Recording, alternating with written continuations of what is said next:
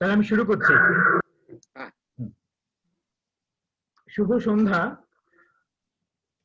বিস্তার সাহিত্য চক্রের সাপ্তাহিক অন্তর্জাল সাহিত্যালাপের আসর পাণ্ডুলিপি করে আয়োজনের নবম পর্বে আপনাদের সকলকে স্বাগত জানাই। আজকের অতিথি বাংলাদেশের সাহিত্য, শিল্প এবং সামগ্রিকভাবে বৌদ্ধিক জগতের একজন একেবারে স্তম্ভপ্রতিম ব্যক্তিত্ব। তিনি সৈয়দ মনজুরুল ইসলাম। আমরা সবাই তাকে স্বাগত জানাই আমাদের আজকের এই অনুষ্ঠান। আমি শুরুতে তার সম্পর্কে একটু পরিচিতি দেব, বিশদ পরিচিতি দেব, কারণ মানুষটার অর্জন অনেক, প্রচুর অর্জন, কিন্তু নিজে যেহেতু খানিকটা প্রচার বিমুখ, একটু নেপথ্যচারী, অনেক কিছুই আমাদের জানা নেই। ফলে আমি একটা দায় অনুভব করছি যে তার সম্পর্কে একটু বিশদে বলার।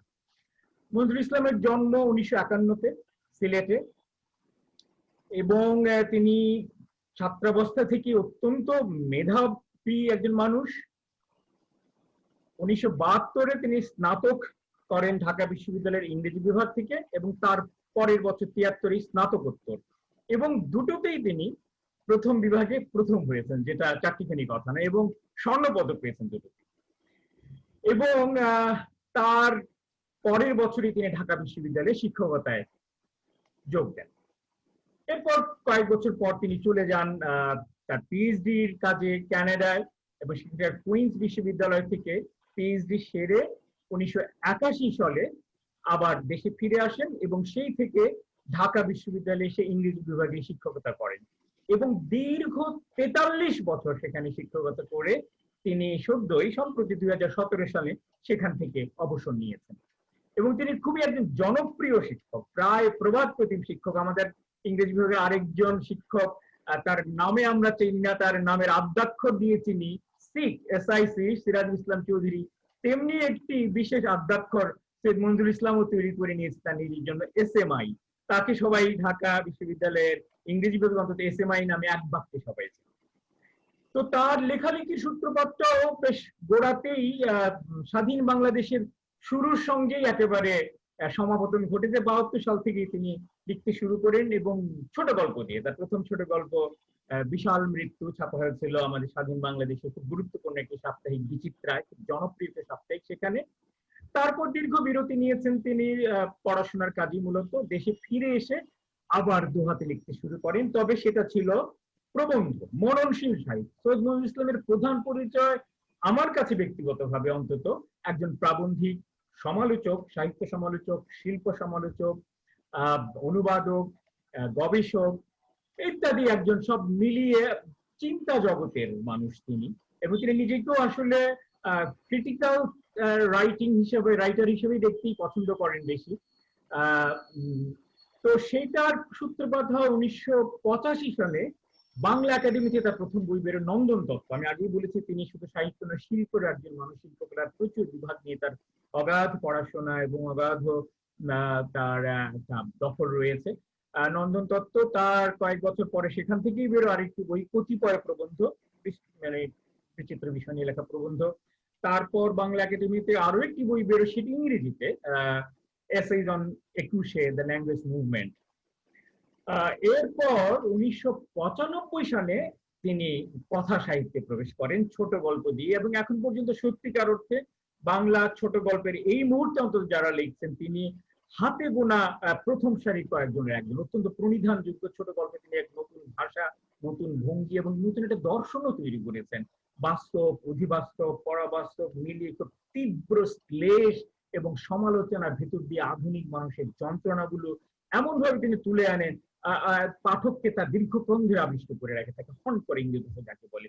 সেটা কিন্তু বেরিয়েছিল কলকাতা থেকে, প্রমা প্রকাশনী থেকে বেরিয়েছিল তার স্বনির্বাচিত গল্প, সেটি 1995 সালে। তারপর থেকে প্রায় প্রতি বছর 2-3 বছর বাদ দিয়ে তার বই বেরিয়েছে, অসংখ্য, প্রায় ডজন খানেক ছোট গল্পের বই বেরিয়েছে, এবং ছোট গল্পের জন্য তিনি প্রচুর পুরস্কারও পেয়েছেন। তার কাগজ পুরস্কার, প্রথম আলো বর্ষসেরা বই, ব্র্যাক সমকাল পুরস্কার, সিটি আলো, সিটি ব্যাংক পুরস্কার, এগুলো তো আছেই। আমাদের যে সেরা সবচেয়ে বড় সাহিত্যের পুরস্কার, বাংলা একাডেমি পুরস্কার, সেটাও তিনি পেয়েছেন 1996 সালে, এবং কয়েক বছর পরে আবার পেয়েছেন 21 পুরস্কার। অর্থাৎ তার অর্জন এবং তার স্বীকৃতি, তার অবস্থান সাংঘাতিক রকম একটা একটা বেশ গর্ব করার মতো শ্লাঘনীয় একটা বিষয়। তো ছোট গল্প তো লিখেছেনই, কিন্তু আমাদের অনেকেরই জানা নেই পাশাপাশি তিনি উপন্যাসেও কিন্তু হাত পাকিয়েছেন। আমি নিজে খুব একটা জানতাম না, কিন্তু একটু খোঁজ খবর করতে গিয়ে দেখলাম তিনি অন্তত গোটা 6 উপন্যাস লিখেছেন। আটখানা মানুষ, কানাবলির মানুষেরা, শকুনের ডানা, 3 পর্বের জীবন, আজগুবি রাত, দিনগুলি রাতগুলি, এগুলো মোট 6টা উপন্যাস, এবং সেটা নিয়ে 3টা নিয়ে একটা আলাদা করে একটা উপন্যাস সংকলন বেরিয়েছে। তার কিছু বই অনুবাদ হয়েছে, 2টো বই অনুবাদ হয়েছে, the mermaid's prayer and other stories, এবং তার এই জাদগুবি রাত সেটা অ্যাবসার্ড ড্রিম হিসেবে ইংরেজিতে অনুদিত হয়েছে, বেঙ্গল লাইফ থেকে বেরিয়েছে। প্রবন্ধের বইও তিনি পাশাপাশি লিখে গেছেন প্রচুর, তারও আরো গোটা 3-4টে প্রবন্ধের বই আছে। একটি খুবই জনপ্রিয়, আপনাদের অনেকেরই মনে থাকবে, তিনি ফিরে আসার পরই 80 দশকের মাঝামাঝি বা শেষ দিকে দৈনিক সংবাদ একটি কলাম লিখতেন, অলস দিনের হাওয়া। সাহিত্য বিষয়ে কলাম যে কত আকর্ষণীয় হতে পারে, শুধু এই কলামটির জন্য আমরা অপেক্ষা করতাম প্রতি সপ্তাহে সংবাদের সাহিত্য পাতার জন্য। সেটিও পরে গ্রন্থাগারে বেরিয়েছে শুদ্ধস্বর থেকে। লেখা জোথার কারখানা নামে একটা বই বেরিয়েছে বেঙ্গল থেকে, আমাদের মুক্তিযুদ্ধ অন্যান্য প্রবন্ধ নামে, এবং তার সর্বশেষ প্রবন্ধের বই সেটাও বেঙ্গল থেকে বেরিয়েছে, রবীন্দ্রনাথের জীবনী, জ্যামিতি ও অন্যান্য চিত্ত প্রসঙ্গ। সব মিলিয়ে তিনি একজন সত্যিকার অর্থেই আমাদের সাহিত্যের এবং আমাদের আমাদের চিন্তা জগতের একজন অগ্রণী মানুষ। আজকে আমরা অত্যন্ত আনন্দিত তাকে কাছে পেয়ে, তাকে সহজে পাওয়া যায় না, তিনি একটু নেপথ্যচারী, তাকে আমরা পেয়েছি। আজকে তার কাছ থেকে তার জীবনী গল্প শুনবো, তার সাহিত্য ভাবনার কথা শুনবো, এবং তার স্বপ্নের অংশীদার হবো। তো মঞ্জুর ভাই, আপনাকে আনুষ্ঠানিকভাবে আবারও স্বাগত জানাচ্ছি বিস্তারের। অবশ্যই ধন্যবাদ। এত লম্বা ভূমিকা দিলে আর কথা বলার কি থাকে?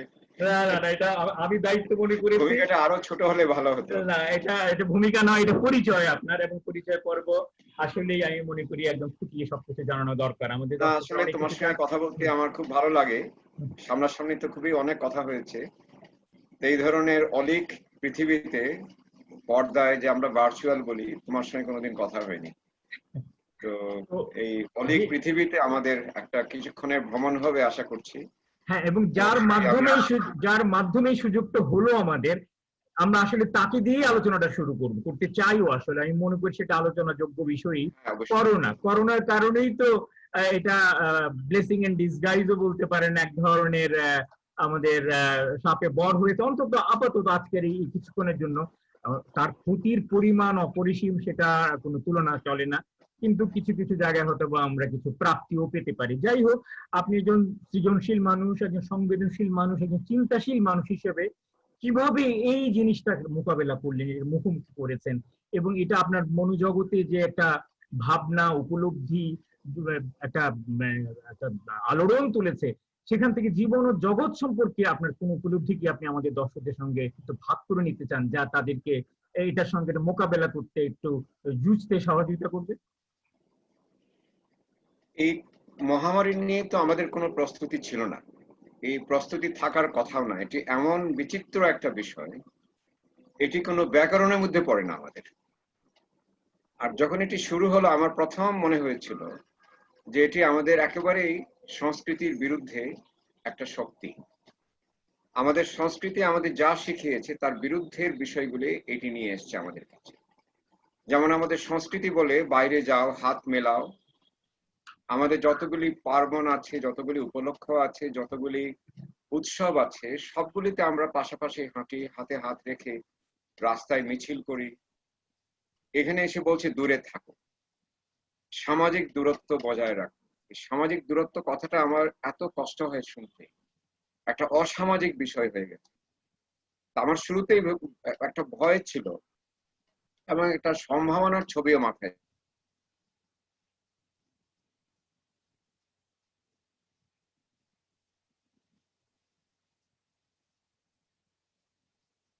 ভয়টা ছিল আমরা তাহলে একটা ডারউইনীয় বিশ্বনা ছিল, যেটা মানবিক সম্ভাবনা, যে এই অতিমারিটা আমাদের শেখাবে কিভাবে মানুষের সঙ্গে সম্পর্ক পুনঃস্থাপন করা যায়।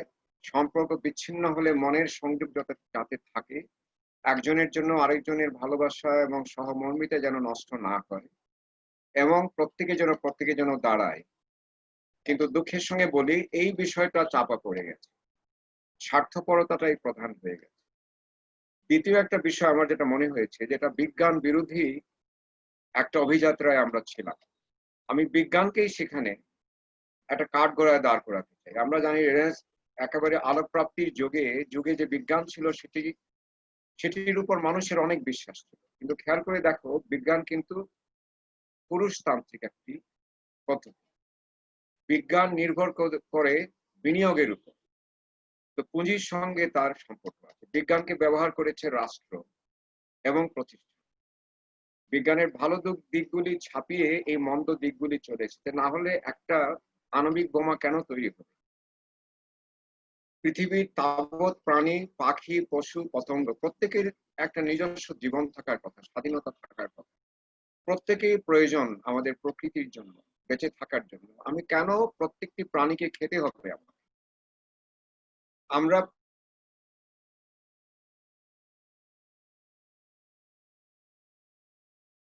এই প্রকৃতির বিরুদ্ধে একটা সন্ত্রাস হচ্ছে। উন্নয়নের নামের দিকে GM. Hopkins, Gerald manly Hopkins, ইংরেজ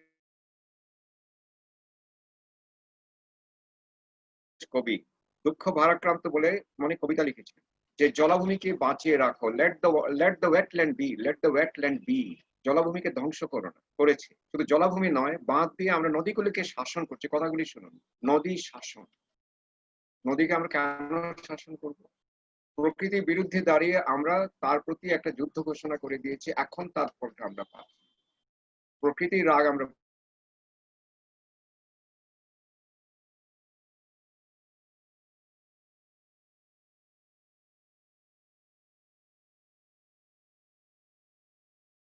ঘূর্ণিঝড় আসে সমস্ত, আর এই শেষ অতিমারি এসে বুঝিয়ে দিল যে মানুষ আসলে কতখানি অরক্ষিত। তুমি মঙ্গল গ্রহে যাচ্ছ, কিন্তু তুমি তোমার নিজের শরীরটাকে এখনো বুঝতে পারোনি। আমরা কতখানি কানা দেখো, আমাদের দৃষ্টি শক্তি আমরা হারিয়ে। তো এই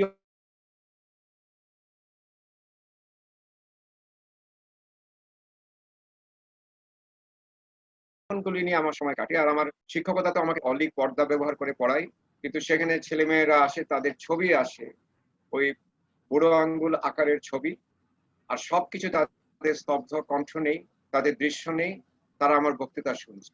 বড় প্রশ্ন, আমি কি পড়াচ্ছি এটি যদি আমি এখনো কাকে পড়াচ্ছি এখনো বুঝিনি। কিন্তু এই প্রশ্ন যখন দাঁড়াবে কি পড়াচ্ছি, তখন আমি ইস্তফা দিয়ে সত্যিকার অর্থে বনবাসে চলে যাই। আমার মনে হয় বনবাসটা যে হিমালয়ে চলে যাওয়াটা, এখন নেপালেও দেখি করোনা ভাইরাসের প্রকোপ পড়েছে, আমরা যাব কোথায়? শেষ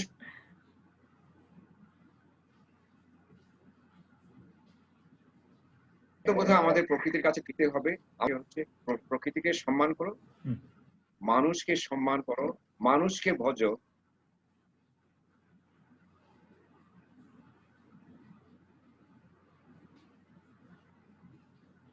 প্রকৃতিকে ভালোবাসো, মানুষের সেবা শুরু হয়ে যাবে। আমি সেটাই আশঙ্কা করছি। কিন্তু আমি মনে করি মানুষ যদি সত্যিকার অর্থে ঐক্যবদ্ধভাবে দাঁড়ায়, প্রকৃতির সঙ্গে বন্ধুত্ব স্থাপন করে আবারও, তাহলে হয়তো আমরা অতিমারি থেকে বেঁচে যেতে।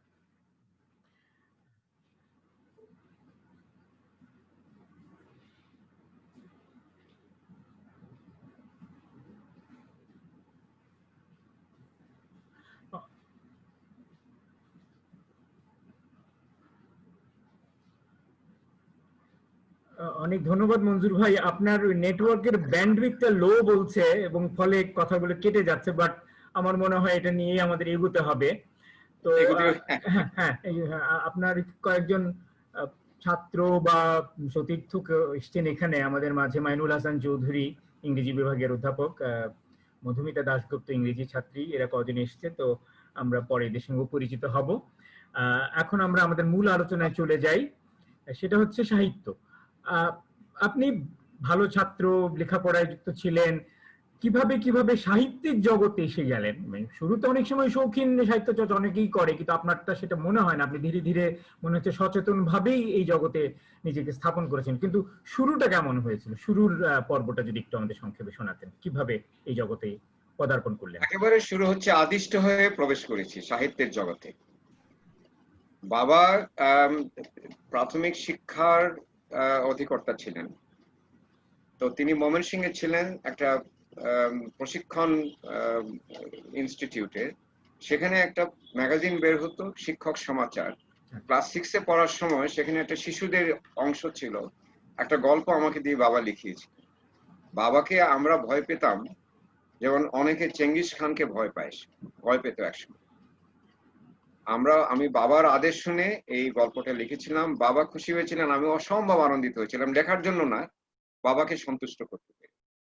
কলেজে পড়ার সময় আমার বাংলার অধ্যাপক ছিলেন অসাধারণ একজন মানুষ, সুধীর চন্দ্র পাল মহাশয়। এবং আমাদের তখন বলা হতো, রবীন্দ্রনাথ তাকে বলেছেন আমার সুধীর বাংলা জানে। তো তিনি হৈমন্তী পড়াতেন। আমার ধারণা হৈমন্তী জীবন্ত আমাদের শ্রেণীকক্ষে আসতো।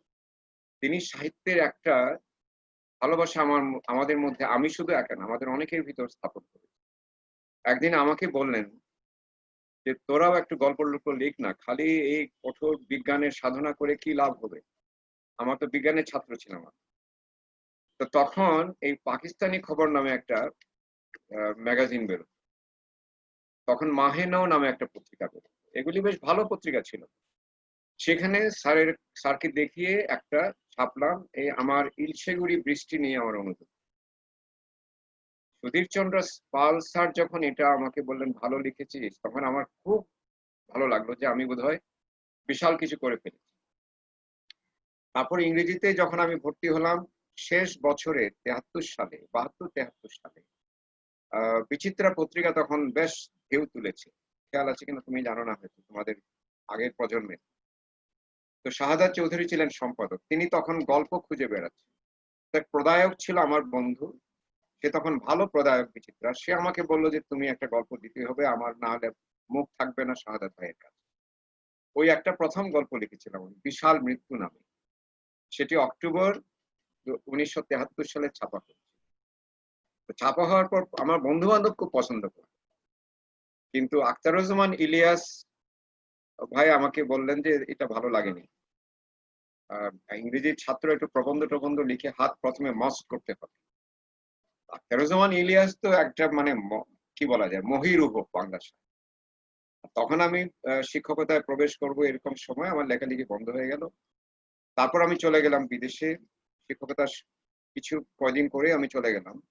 ওখানে গিয়ে আমি প্রবন্ধের দিকে ঝুঁকে পড়লাম। ফেরার সময় অনেক বই আনতে পারলাম। আমার সুপারভাইজার যিনি ছিলেন তত্ত্বাবধায়ক, তিনি অনেক বই দিলেন এবং আমাকে বিশ্ববিদ্যালয়ে জাহাজে করে ওই বইগুলি পাঠাবার পয়সাও দিয়েছে। তো বেশ কিছু জার্নাল টার্নাল নিয়ে এসে বিশ্ব সাহিত্য আমার খুব আনন্দের ছিল। কারণ বিদেশে গিয়ে আমি একটা জিনিস দেখলাম যে পড়ার পৃথিবী একেবারে সত্যিকার অর্থে অসীম।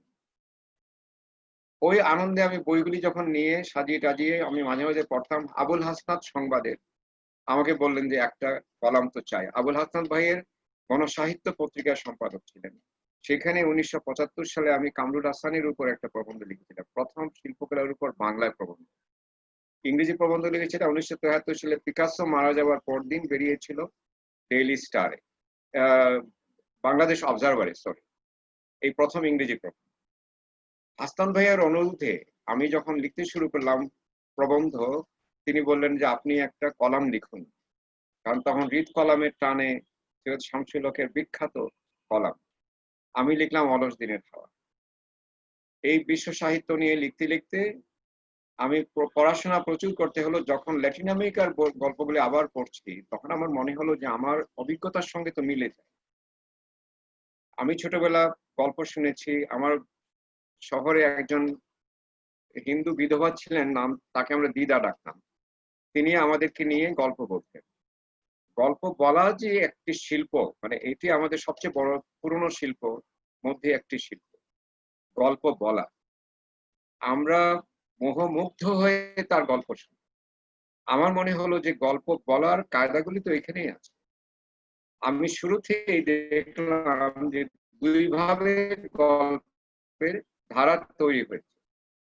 যে ধারাটা আমরা সবচেয়ে বেশি অনুসরণ করি সেটা আমাদের লিখিত ধারা। সেই লিখিত ধারার জন্ম কিন্তু মাত্র 250 বছর আগে। আর আমাদের বলার কথ্য সাহিত্যের ধারাটা কয়েক হাজার বছরের পুরনো। আমি ভাবলাম আমি গল্প লিখবো, আমার এই গল্প বলার ঐতিহ্যে নিজেকে স্থাপন। আচ্ছা, খেয়াল করে দেখো, সেখানে কিন্তু যিনি গল্প বলছেন তিনি গল্প থামিয়ে দিচ্ছেন, যারা শুনছে তাদের প্রতিক্রিয়া জানতে চাচ্ছেন। তাদেরকে গল্পের ভিতর অন্তর্ভুক্ত করছেন। আর সবচেয়ে বড় জিনিস যেটা আমরা এখন ম্যাজিক রিয়ালিজম, জাদু বাস্তবতা বলে, পশ্চিমের উদ্ভাবন বলে গলা ফাটাই, এই জাদু বাস্তবতা আমাদের ছোট গল্পে এত ওতপ্রোতভাবে জড়িয়ে আছে যে অবিশ্বাস্য আনন্দের সঙ্গে তারা অসম্ভবকে সম্ভবের পাশে রেখে গল্প বলেছে। একেবারে অলিক একটা বিষয়কে বাস্তবের সঙ্গে সমান্তরাল করে যাত্রা করে। এবং খেয়াল করে দেখবে আমাদের যে কথ্য সাহিত্য যেটি আছে সেটা সমাধান সূচক, একটা ইঙ্গিত থাকে। ভালোর একটা মন্দের দ্বন্দ্ব হয়, ভালোর প্রতিষ্ঠানের দিকে ইঙ্গিত রেখে গল্পটা শেষ হয়। ভালো রাজপুত্র সবসময় জয়ী হয়। তো এই আমার গল্প শুরু হয়ে গেল। আমি 89 সালে আফসান চৌধুরী, যে নিজ বিখ্যাত লেখক, আফসান চৌধুরীর অনুরোধে বিচিন্তা পত্রিকার জন্য একটা গল্প লিখেছিলাম। তারপর এইভাবে ভোরের আলো, তখন বেশ ভোরের কাগজ, ভোরের কাগজে প্রথম লেখা শুরু করলাম। পূর্বপুরুষগণ নামে একটা গল্প বেরোলো আমার, সেটা সৈয়দ শামসুল হক ফোন করে আমাকে অভিনন্দন জানালেন। সবচেয়ে বড় জিনিস এখানে শেষ করছি, আমার একটা গল্প লিখেছিলাম কঙ্কাল, সেটি পুরনো ঢাকা কেন্দ্রিক। আমি বেশ কিছুদিন পুরনো ঢাকায় ছিলাম। সেই গল্প করে আখতারুজ্জামান ইলিয়াস ভাইয়ের সঙ্গে আমাদের হৃদ্যতা ছিল, তার সঙ্গে মাঝে মাঝে জগন্নাথ কলেজে পড়াতেন, ওখানে দেখা করতে যেতাম পর্যন্ত, কিছু না তার থেকে কথা শোনার জন্য। এই আমার বড় একটা সম্পদ, এই মানুষগুলির সঙ্গে আমি কথা বলতে পেরেছি, প্রাণ খুলে অনেক দিন ধরে কথা বলেছি। তিনি আমাকে বললেন গল্পটা খারাপ হয়নি। তো আবেদিন কাদের এখন বিদেশে থাকে, আবেদিন কাদের আমাকে একদিন বলল যে আপনাকে যদি মঞ্জুর ভাই এই কথাটা বলে থাকেন, আখতারুজ্জামান ইলিয়াস ধরে নিচ্ছেন, ধরে নিয়ে এটা আপনাকে একটা সার্টিফিকেট দিয়েছে। এটা অনেক পরে বলেছিল। তো সেইভাবে আমি এগিয়ে গেলাম লেখা নিয়ে। অনেক ধন্যবাদ। আপনার সূচনা পর্বের একটা বেশ বিশদ আমরা সুযোগ সন্ধান জানলাম। এর মধ্যে দুটো তিনটে মন্তব্য এসছে আমাদের ফেসবুক লাইভে, একটু শুনিয়ে দিই আপনাকে চট করে। বদরুজ্জামান আলমগীর, তিনি নিজেও একজন কবি এবং নাট্যকার, বিদেশেই থাকেন, মার্কিন দেশে, লিখেছেন আমার অসামান্য শিক্ষক, অসাধারণ লেখক চিন্তককে অভিনন্দন। বদরুজ্জামান আলমগীর। ফারহান আনন্দমী, তিনিও সম্ভবত আপনার ছাত্রী, তিনি এসএমআই এর কথাটা আমাকে বলেছিলেন যে আপনার তার পর্বটা এসএমআই দ্বারা আচ্ছন্ন হয়েছিল। তিনি লিখেছেন অলিক এই পৃথিবীর ভ্রমণের সঙ্গী হলাম, জানি দুজন গুণী মানুষের ঋদ্ধ কথোপকথনে সময়টা খুব ভালো কাটবে। এলহাম হোসেন, তিনিও ইংরেজির, নিশ্চয়ই আপনি চিনতে পাচ্ছেন, তিনি লিখেছেন স্যারের লেখার ভাবনার গভীরতা ও রস অতুলনীয়। আমরা আবার আলোচনায় ফিরে যাই, শুধু লেখার ভাবনার গভীরতা নয়, তার কথার গভীরতাও আমাকে সত্যি চমৎকৃত করলো। বিশেষ করে করোনার যে তিনি ব্যাখ্যাটা তিনি দিলেন এবং প্রকৃতির সঙ্গে বিজ্ঞানের সঙ্গে যুক্ত করে, এবং তার সূচনা পর্বের যে গল্পটি সেটাও বেশ একটা গল্পের মতো, এবং এর মধ্যে তার একটা নিজস্ব অবস্থানকেও আমরা বুঝতে পারছি। তারপর তো অনেক বছর কেটে গেল, প্রায় 40 বছর, 50 বছর মতো, বা 73 যদি ধরেন, 47 বছর কেটে গেল। এর মধ্যে আপনার নানা রকম বাকবদল হয়েছে, নানা রকম অভিজ্ঞতা হয়েছে, সাহিত্যিক অভিজ্ঞতা, বৌদ্ধিক অভিজ্ঞতা, সব মিলিয়ে একটা যদি একটা সালতামামি এবং আপনার মূল মাইল ফলকগুলো, অর্জনের জায়গাগুলো, উপলব্ধি জায়গাগুলো এবং মূল ক্ষেত্রগুলো সম্পর্কে যদি বলতেন, আপনার উপন্যাস লেখা, আপনার অনুবাদ, ইংরেজি, প্রবন্ধ সাহিত্য, সব মিলিয়ে আমাদের একটু সামান্য ধারণা দিতেন। আমি আমার নিজের অর্জন সম্পর্কে আমার যথেষ্ট দ্বিধা আছে, আমি সেটি কখনোই বলবো না। আমার নিজের পরিশ্রমের কথাগুলি বলি। আমি অর্জন থেকে পরিশ্রমে বেশি বিশ্বাসী এবং প্রচার থেকে কাজে বেশি বিশ্বাসী। এটা কিন্তু আমার জীবনের একটা দর্শন। আমি কখনো আমার নিজের বই নিয়ে আলোচনা করতে চাই না। তুমি যেহেতু আমার, তোমাকেও কিন্তু আমি না করে দিতাম যখন বললে আমার ছোট ভাইয়ের সঙ্গে তোমার বন্ধুত্ব। তো আমি ভাবলাম যে একটা টান পড়ে যাচ্ছে, সিলেটি ভাষায় বলতে হয়, ইমোশনালি ব্ল্যাকমেইল করলাম আর কি। একটা ব্ল্যাকমেইল। এবং এখানে রুমা আছে আমার হবিগঞ্জের মেয়ে, আমরা মায়া কথাটা বলি।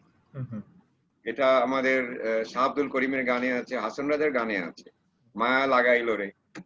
এই মায়া পড়ে যায় এই জন্যই না। আমি পরিশ্রমের কথাগুলি বলি। ওই যে বললাম গল্পের যে দুটো ধারা, এটি কিন্তু আমি জানি না সবাই এটা নিয়ে কেন ভাবে না।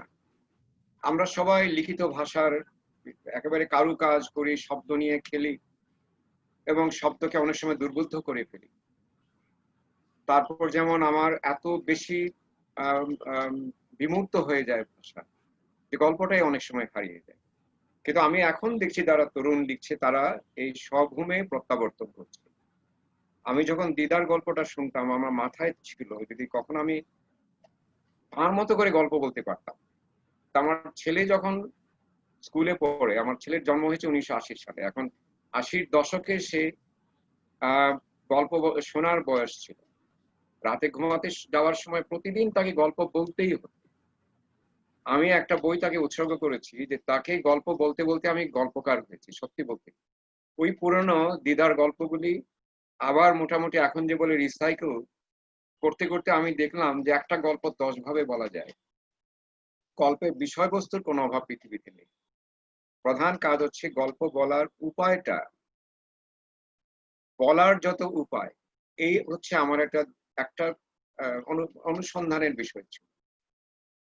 তো যখন আমি ল্যাটিন আমেরিকান সাহিত্য পড়ছি, সত্যি বলতে কি আমি ল্যাটিন আমেরিকার গার্সিয়া মার্কেজ, বোরহেস, ইনফান্তে কাব্রেরো, আম, আহ, কিউবার উপন্যাসিক, আয়েন্দে, পেরুর একজন লেখক, মানে এদের কাছে আমি খুব ঋণী, এবং ভার্গাস ইয়োসার কাছে।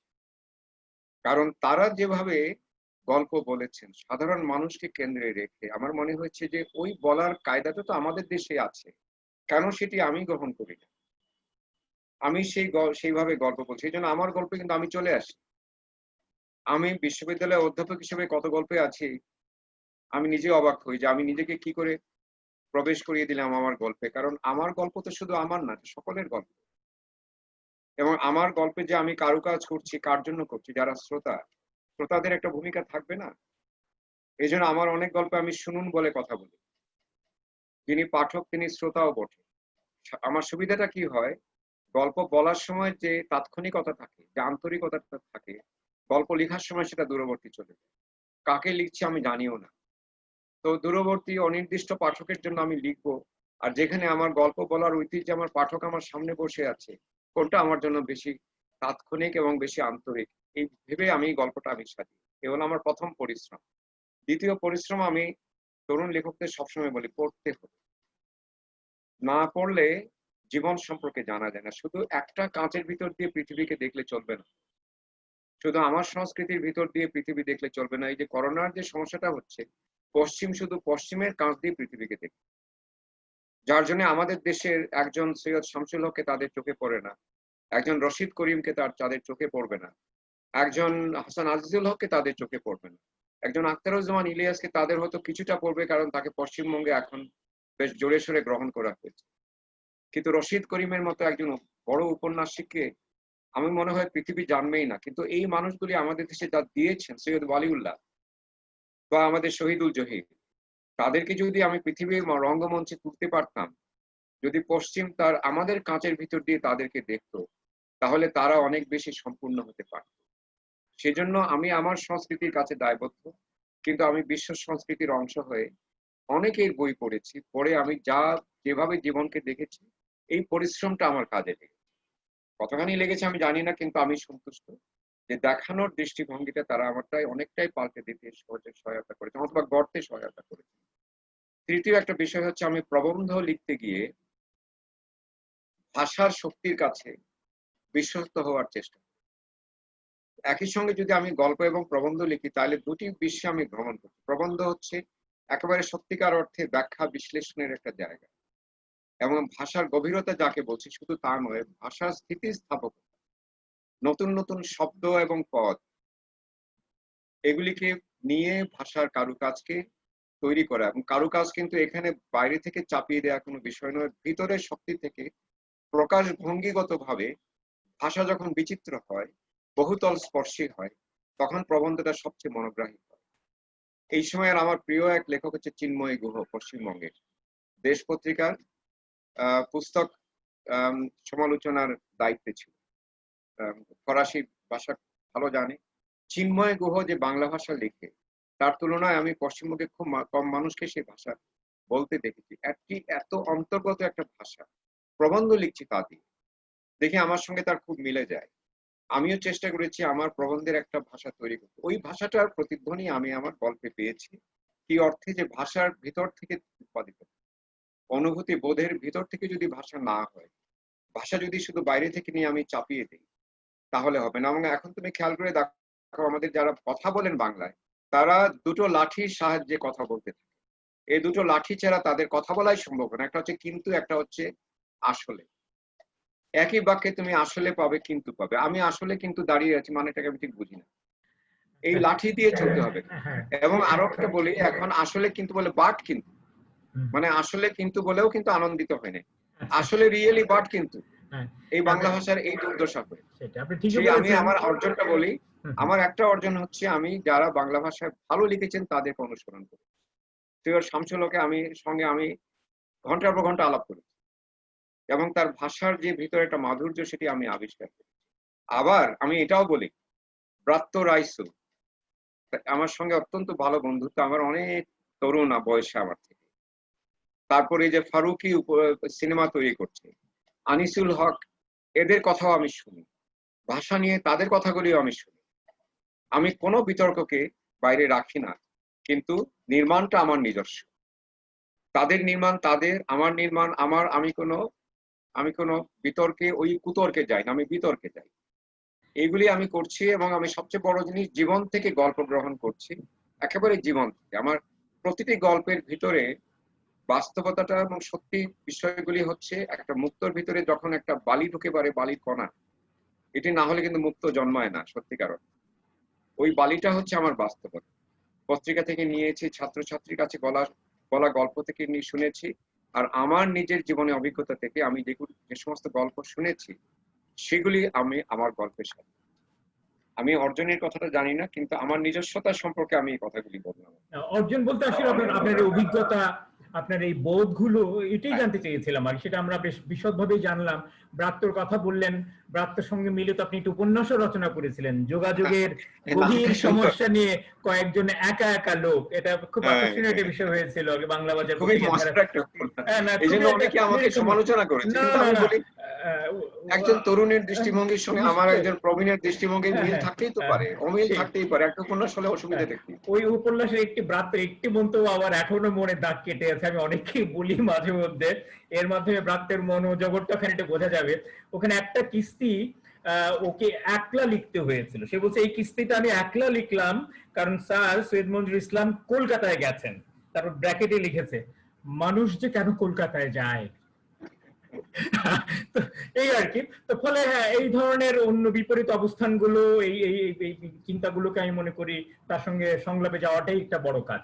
আত্ম তো কিন্তু খুবই মেধাবী ছেলে, খুব হ্যাঁ দার্শনিক চিন্তা তার হ্যাঁ মাথায় হ্যাঁ আছে। হ্যাঁ, আমি তাকে ভালো ওর করেই মতো চিনি। করে স্পষ্ট করে কথাগুলি, তার অনেক কথার সঙ্গে অনেকে তর্ক করবে, আমি হ্যাঁ তার সঙ্গে অনেক কিছু বিষয়ে আমি একমত নই, হ্যাঁ হ্যাঁ, কিন্তু তার মেধাকে আমি সম্মান করি। আমি সেইটাই। তরুণদের অসম্ভব ভালোবাসি, আমি কারণ এই আলোচনাতে আসতে শ্রদ্ধা করি। চাচ্ছিলাম, হ্যাঁ, যে এখন যে আচ্ছা, বাংলাদেশে এই মুহূর্তে যারা লিখছেন বা সমকালীন বাংলা সাহিত্য সম্পর্কে আপনার একটা সার্বিক মূল্যায়ন, এবং যারা লিখছে তরুণ সাহিত্যিক, তাদের সম্ভাবনার জায়গাগুলো, তাদের সংকটের জায়গাগুলো, কোথায় আমাদের আশার ক্ষেত্র, সব মিলি। কারণ আপনি একজন সাহিত্য সমালোচক, প্রধানত একজন সাহিত্য সমালোচক। আপনি লিখেছেন যে আমি critical thinker by training and a creative writer by compulsion.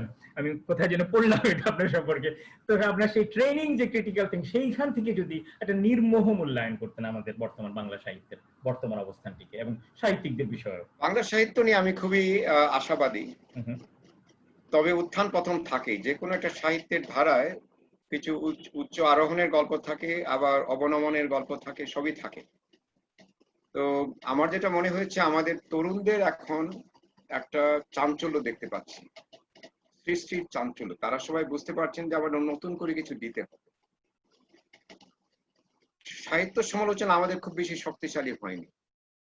তার কারণটা হচ্ছে আম, যে ধরনের প্রশিক্ষণ একজন সাহিত্য সমালোচকের পাওয়ার কথা, সেই প্রশিক্ষণের একটু অভাব আছে। কারণ আমাদের ওই সাহিত্য সমালোচনার ধারাটা খুব পুরুষ্ট নয়। একটা এত বড় একটা সাহিত্য, কিন্তু হাতে গোনা 4জন বা 5জন সমালোচক থাকবেন, এটি তো হতে পারে। পশ্চিমে দেখেছি আমি, যে কোনো কলেজের, বিশ্ববিদ্যালয় না, একটা কলেজের একজন দর্শনের শিক্ষক দর্শন সম্পর্কে অসাধারণ লেখা লিখছে। আমাদের চিন্তার গভীরতাটার কিছুটা অভাব আছে। প্রকাশ কুশলতাটাকে নিজের মতো করে নেয়ার জন্য পরিশ্রম যেটা, তার অভাব আছে। দেখার যত উপায়, একটা কথা আছে কিন্তু, এটা শুধু চমকের পৃথিবী, দৃশ্যমান পৃথিবী দেখার কথা না, বস্তুর ভিতরে চোখের দৃষ্টি ফেলা। ওই উপায়গুলি আমরা সব নেওয়ার চেষ্টা, জানার চেষ্টা করি। আর আমরা একজনকে দেখে আরেকজন অগ্রসর করি। আমরা সীমাবদ্ধতাটাকে ভাঙতে চাই না। নিজেদের জন্য আকাশটাই আমার একমাত্র সীমা, এই নির্ধারণটা আমরা করতে চাই না। এবং আমাকে কতগুলি প্রথাবদ্ধ ভাবে কাজ করতে হয়। যেমন আমাদের যারা বিভিন্ন বিভাগে পড়ান, বাংলা বিভাগে, ইংরেজি বিভাগে, তাদের বেশ কিছু অভিসন্দর্ভ লিখতে হয়। অভিসন্দর্ভগুলি কোথায় যেন ছক বাঁধা, নতুন চিন্তা, চমৎকার করার দৃষ্টিভঙ্গির অভাবটা আমি দেখি। যদি ওই গভীরতা না থাকে, আমার চিন্তার গভীরতা খেয়াল করতে হবে, অনুভবের তীব্রতা এবং প্রচন্ড পড়াশোনা, শুধু নিজের সাহিত্য না, সমস্ত পৃথিবীর সাহিত্য, যেটা একসময় আমাদের দেশে ছিল। আমি রশিদ করিমের কথা বললাম, মনির চৌধুরীর কথা যদি আমি বলি, এদের ভিতরে একটা প্রচন্ড রকমের তৃষ্ণা ছিল জানা। আমার জিসি দেবের মতো দার্শনিক কোথায় আমাকে বলুন? জিসি দেবের মতো মৌলিক দার্শনিক, সর্দার ফজল করিমের মতো মৌলিক চিন্তাবিদ, মমতাজুর রহমান তরফদারের মতো মৌলিক ইতিহাসবিদ আমাদের অভাব রয়ে গেছে। কারণ আমাদের একাডেমিগুলি, এই যে বিশ্ববিদ্যালয়গুলি, সেই চিন্তার গভীরতা সৃষ্টির পক্ষে কখনো যায়নি। এখন তো ওই পাবলিশ অর প্যারিশ, হয় ছাপাও না হলে হারিয়ে যাও। ফলে প্রতি বছর একটা সংখ্যায় আপনাকে প্রকাশনা করতে হবে, মান কি হবে সেটি বলার নেই। যার ফলে একটা দৌড় আছে, আমাদের দৌড়টা হচ্ছে কতখানি প্রকাশ করে আমি অধ্যাপক হয়ে যাব। প্রকাশনার মানটা কি হবে, গভীরতা কি থাকবে, এটি কিন্তু নির্দিষ্ট করা হয়নি। আমি দুঃখের সঙ্গে আমার নিজেরও সমালোচনা করি। আমিও যে মাপে প্রকাশনা করার কথা ছিল সেই মাপে প্রকাশনা আমি করতে পারি, কারণ আমার প্রতিষ্ঠান আমাকে সেই সুযোগে দেয়নি। আমার যে লাইব্রেরি, আমার নিজস্ব লাইব্রেরি, কিন্তু কয়েক বছরের মধ্যে পুরনো হয়ে গেল। যত বই বের হচ্ছে আমার লাইব্রেরিতে, সেই বইগুলি আমি পাই না। এখন তো তবু আমি ইন্টারনেটে গিয়ে বই আমি আনতে পারি, বা রকমারি.com, তার মধ্য দিয়ে বিদেশ থেকে, অ্যামাজন থেকে বই পাই। তখন তো সেই অবস্থা ছিল না। আমি মনে করি তারপরও আমাদের সমালোচনা সাহিত্যে যারা অবদান রেখেছেন, কয়েকটা ধারা আমি চিহ্নিত করতে পারি। একটা হচ্ছে বিশ্লেষী ধারা, এটি খুব বড় তীব্রতা নিয়ে প্রকাশ করেনি, কিন্তু এখানে কিন্তু আমাদের মানটা নির্ভর করে। বিশেষ করে দ্বিতীয় যে ধারা, বিবরণগত যে ধারা, ডেসক্রিপটিভ, ওটার খুব বেশি মূল্য নেই। কিন্তু আমাদের অমুকের জীবন সাহিত্য, অর্ধেক জীবনী অর্ধেক সাহিত্য, এটা কোনো সমালোচনা হয় না।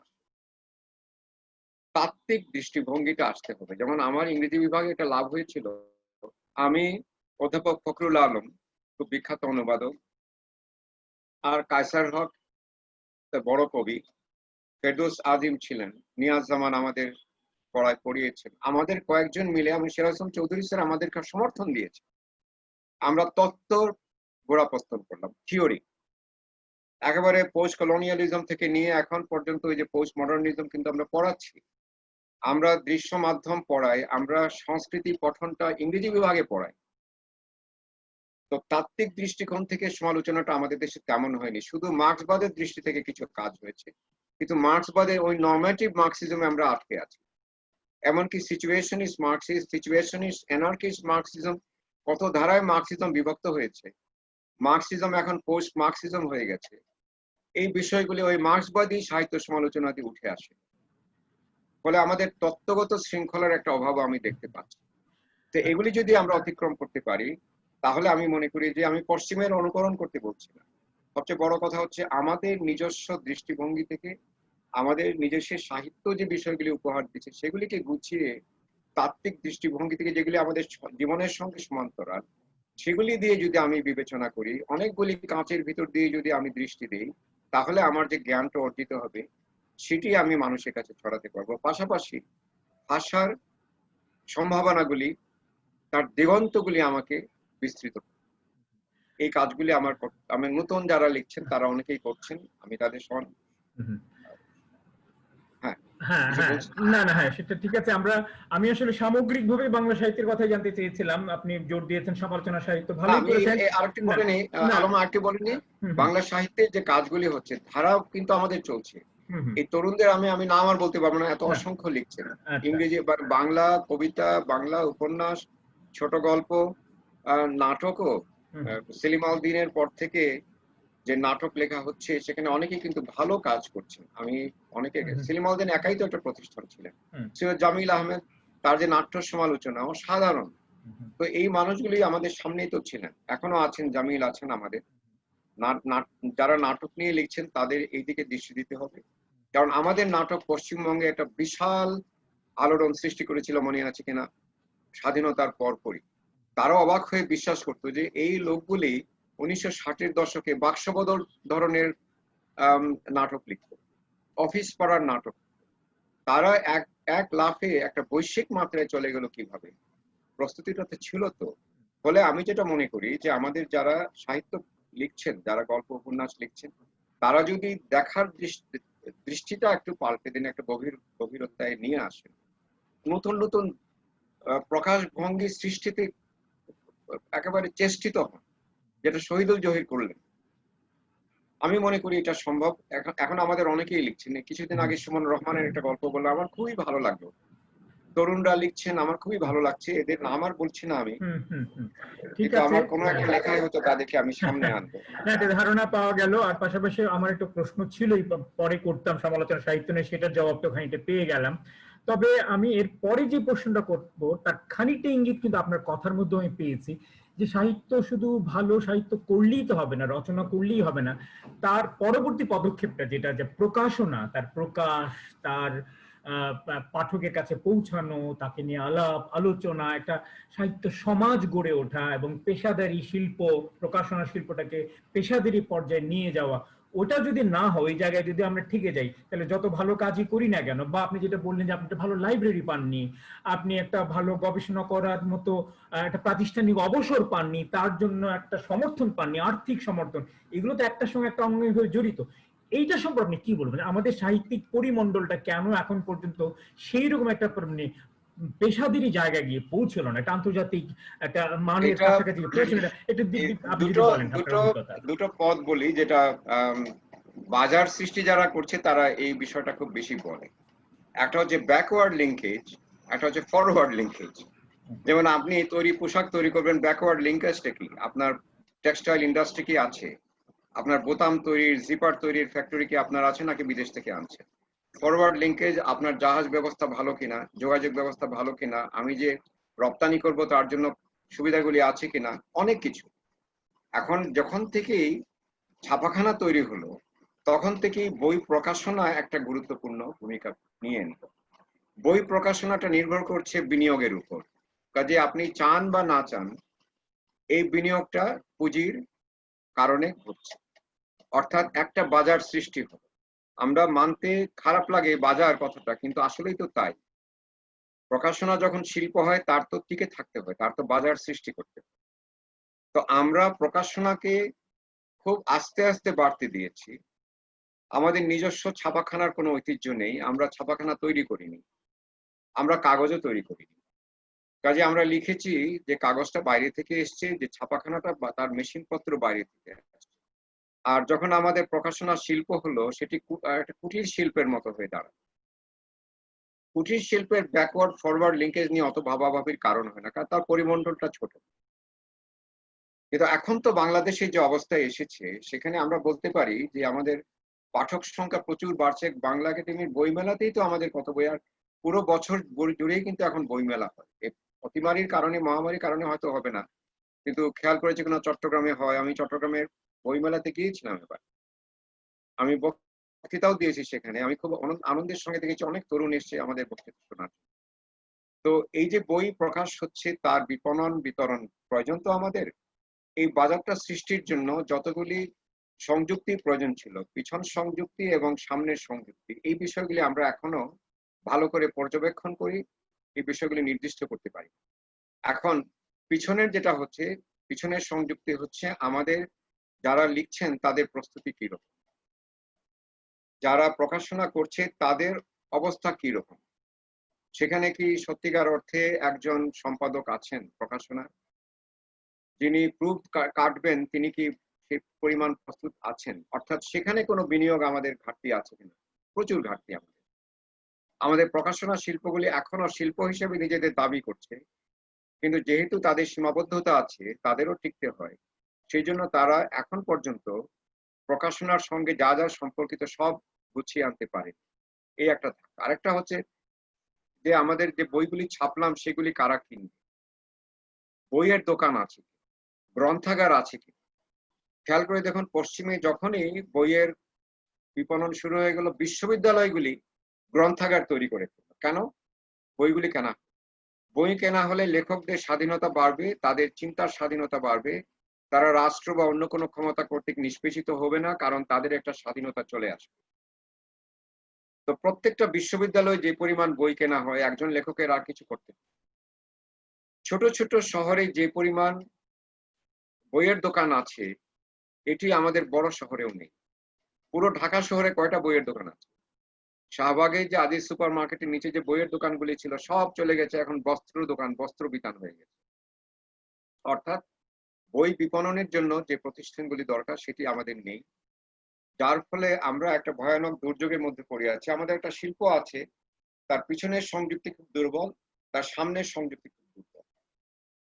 এইখানে আমাদের উন্নতির প্রয়োজন আছে, এবং এটা খুব সহজেই বলি আমি, রাষ্ট্রের একটা উচিত হবে এইখানে একটা সাহায্য করা। অর্থাৎ সরকারি উদ্যোগে যে সমস্ত লাইব্রেরি আছে সেখানে বইগুলি কেনার ব্যবস্থা হয়।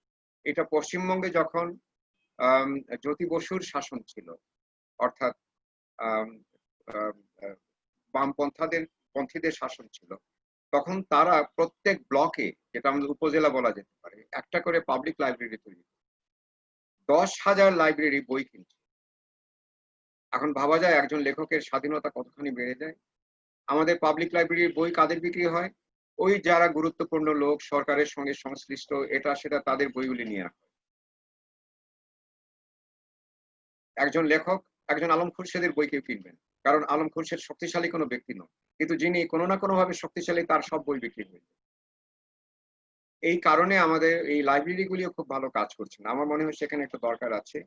বিশ্ববিদ্যালয়গুলি প্রচুর পয়সা খরচ করে গ্রন্থাগার তৈরি করা উচিত, কলেজগুলির গ্রন্থাগার তৈরি করা উচিত, প্রত্যেকটা প্রতিষ্ঠানের গ্রন্থাগার।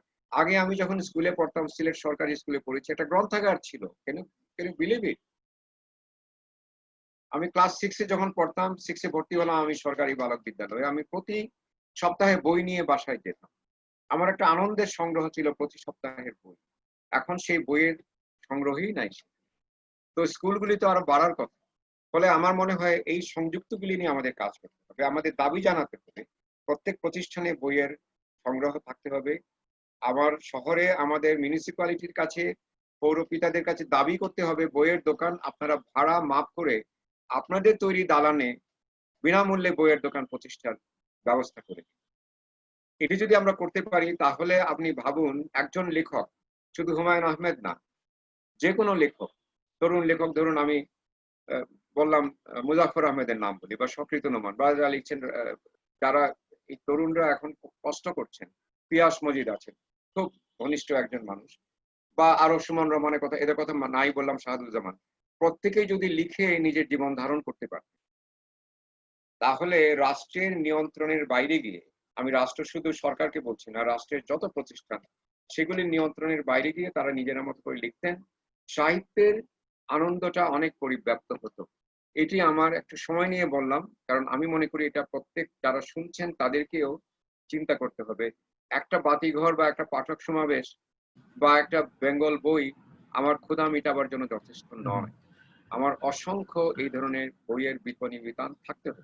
আমার মনে হয় এর পাশাপাশি লেখক প্রকাশকের মধ্যে একটা সম্পর্কে স্বচ্ছতা থাকা দরকার, তাদের সম্মানী দেওয়ার ক্ষেত্রে চুক্তি না করা, আলম, এবং একটা সমস্যা হচ্ছে কি, তাদেরও তো জীবন ধারণ না না করতে হয়। আমি তারা যদি ধারাবাহিক বেশি বলছি না। স্বচ্ছ হয়, হ্যাঁ হ্যাঁ তারা বেশি স্বচ্ছ হলে তাদের দোকানপাট গুটিয়ে তাদের বাড়িতে চলে যেতে পারে। আমি বরঞ্চ যারা বই প্রকাশক যারা আছেন তাদেরকে আমি একটা সেলুট জানাই, যে বইয়ের বিনিয়োগ সবচেয়ে কম ধীরে ধীরে ফিরে আসে। আপনি এটা বই ছাপলেন, 2 বছর পরে হয়তো আপনি বইগুলি সব বিক্রি হবেন। আপনি যদি একটা তৈরি পোশাক কারখানা খোলেন, আপনি মাস ঘুরতে না ঘুরতে বিনিয়োগের উত্তরটা পেয়ে যাবেন। সেই ক্ষেত্রে তাদের এই জন্য যথাযথ বাজার তাদেরও জরিপ টিকে করাটাও থাকার দরকার জন্য, আছে। তবে খেয়াল করে দেখুন, প্রথমার মতো বা অন্য প্রকাশের মতো অনেকগুলি প্রতিষ্ঠান এখন খুব স্বচ্ছতার সঙ্গে কাজ করছে। একটা দুটো পাঞ্জেরি এটি আছে, বাড়বে। পাঞ্জেরি আছে, আমার ইউপিএল মনে হয় আছে। প্রকাশকরাও তৈরি আছেন, কিন্তু আমাদের একটু সময় লাগবে সেখানে পৌঁছাতে। এরকম যদি আর কয়েকটা হয়ে যায় যদি, তাহলে আমি মনে করি কিছু লেখক এবং আমি যদি লিখে। মনে করি ওই সংযুক্তগুলি সমাজ ঠিক মতো হয়ে যায়, পশ্চিমের মতো পুরোটা না হলে অন্তত ভারতের মতো যদি হয়, ওই সংযুক্তিগুলি হলেই কিন্তু আমাদের একটা বিশাল পালাবদল করতে পারবে। না, সেটার জন্য আমাদের লেখক তখন রুমা শিল্পীদেরকে পদক, সংগঠিত তখন হতে আমাদের হবে। রুমা তখন বই লিখে তার আর কিচ্ছু করতে হবে না। সেটাই আমাকে বলছে সে অনেক সময় পাচ্ছে বলে দুটো উপন্যাসে হাত দিয়েছে একসঙ্গে। তখন সে বছরে ওই একটা উপন্যাসে লিখবে সাংবৎসরিক পরিশ্রম করে, তার তো আর জীবন ধারণের জন্য কোনো চিন্তা করতে হবে না। ঠিক আছে, আমি সেটার কথাই জানতে চাই।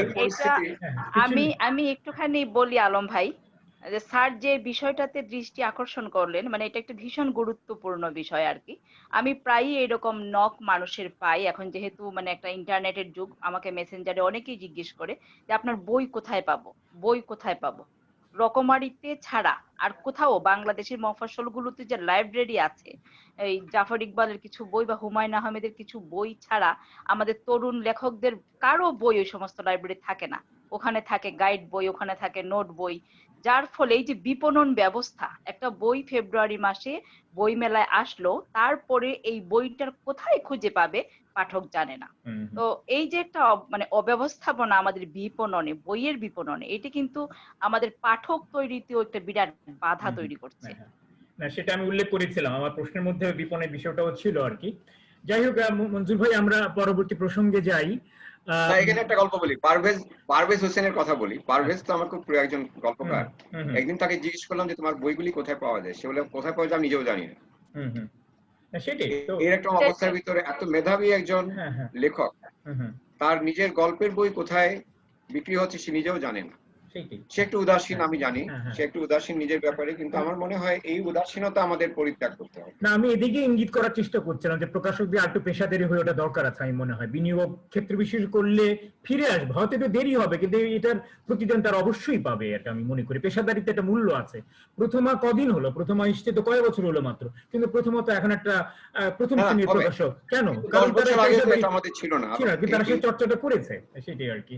আচ্ছা, আমাদের পরবর্তী প্রসঙ্গে যাই আমরা, সেটা হচ্ছে অনুবাদ।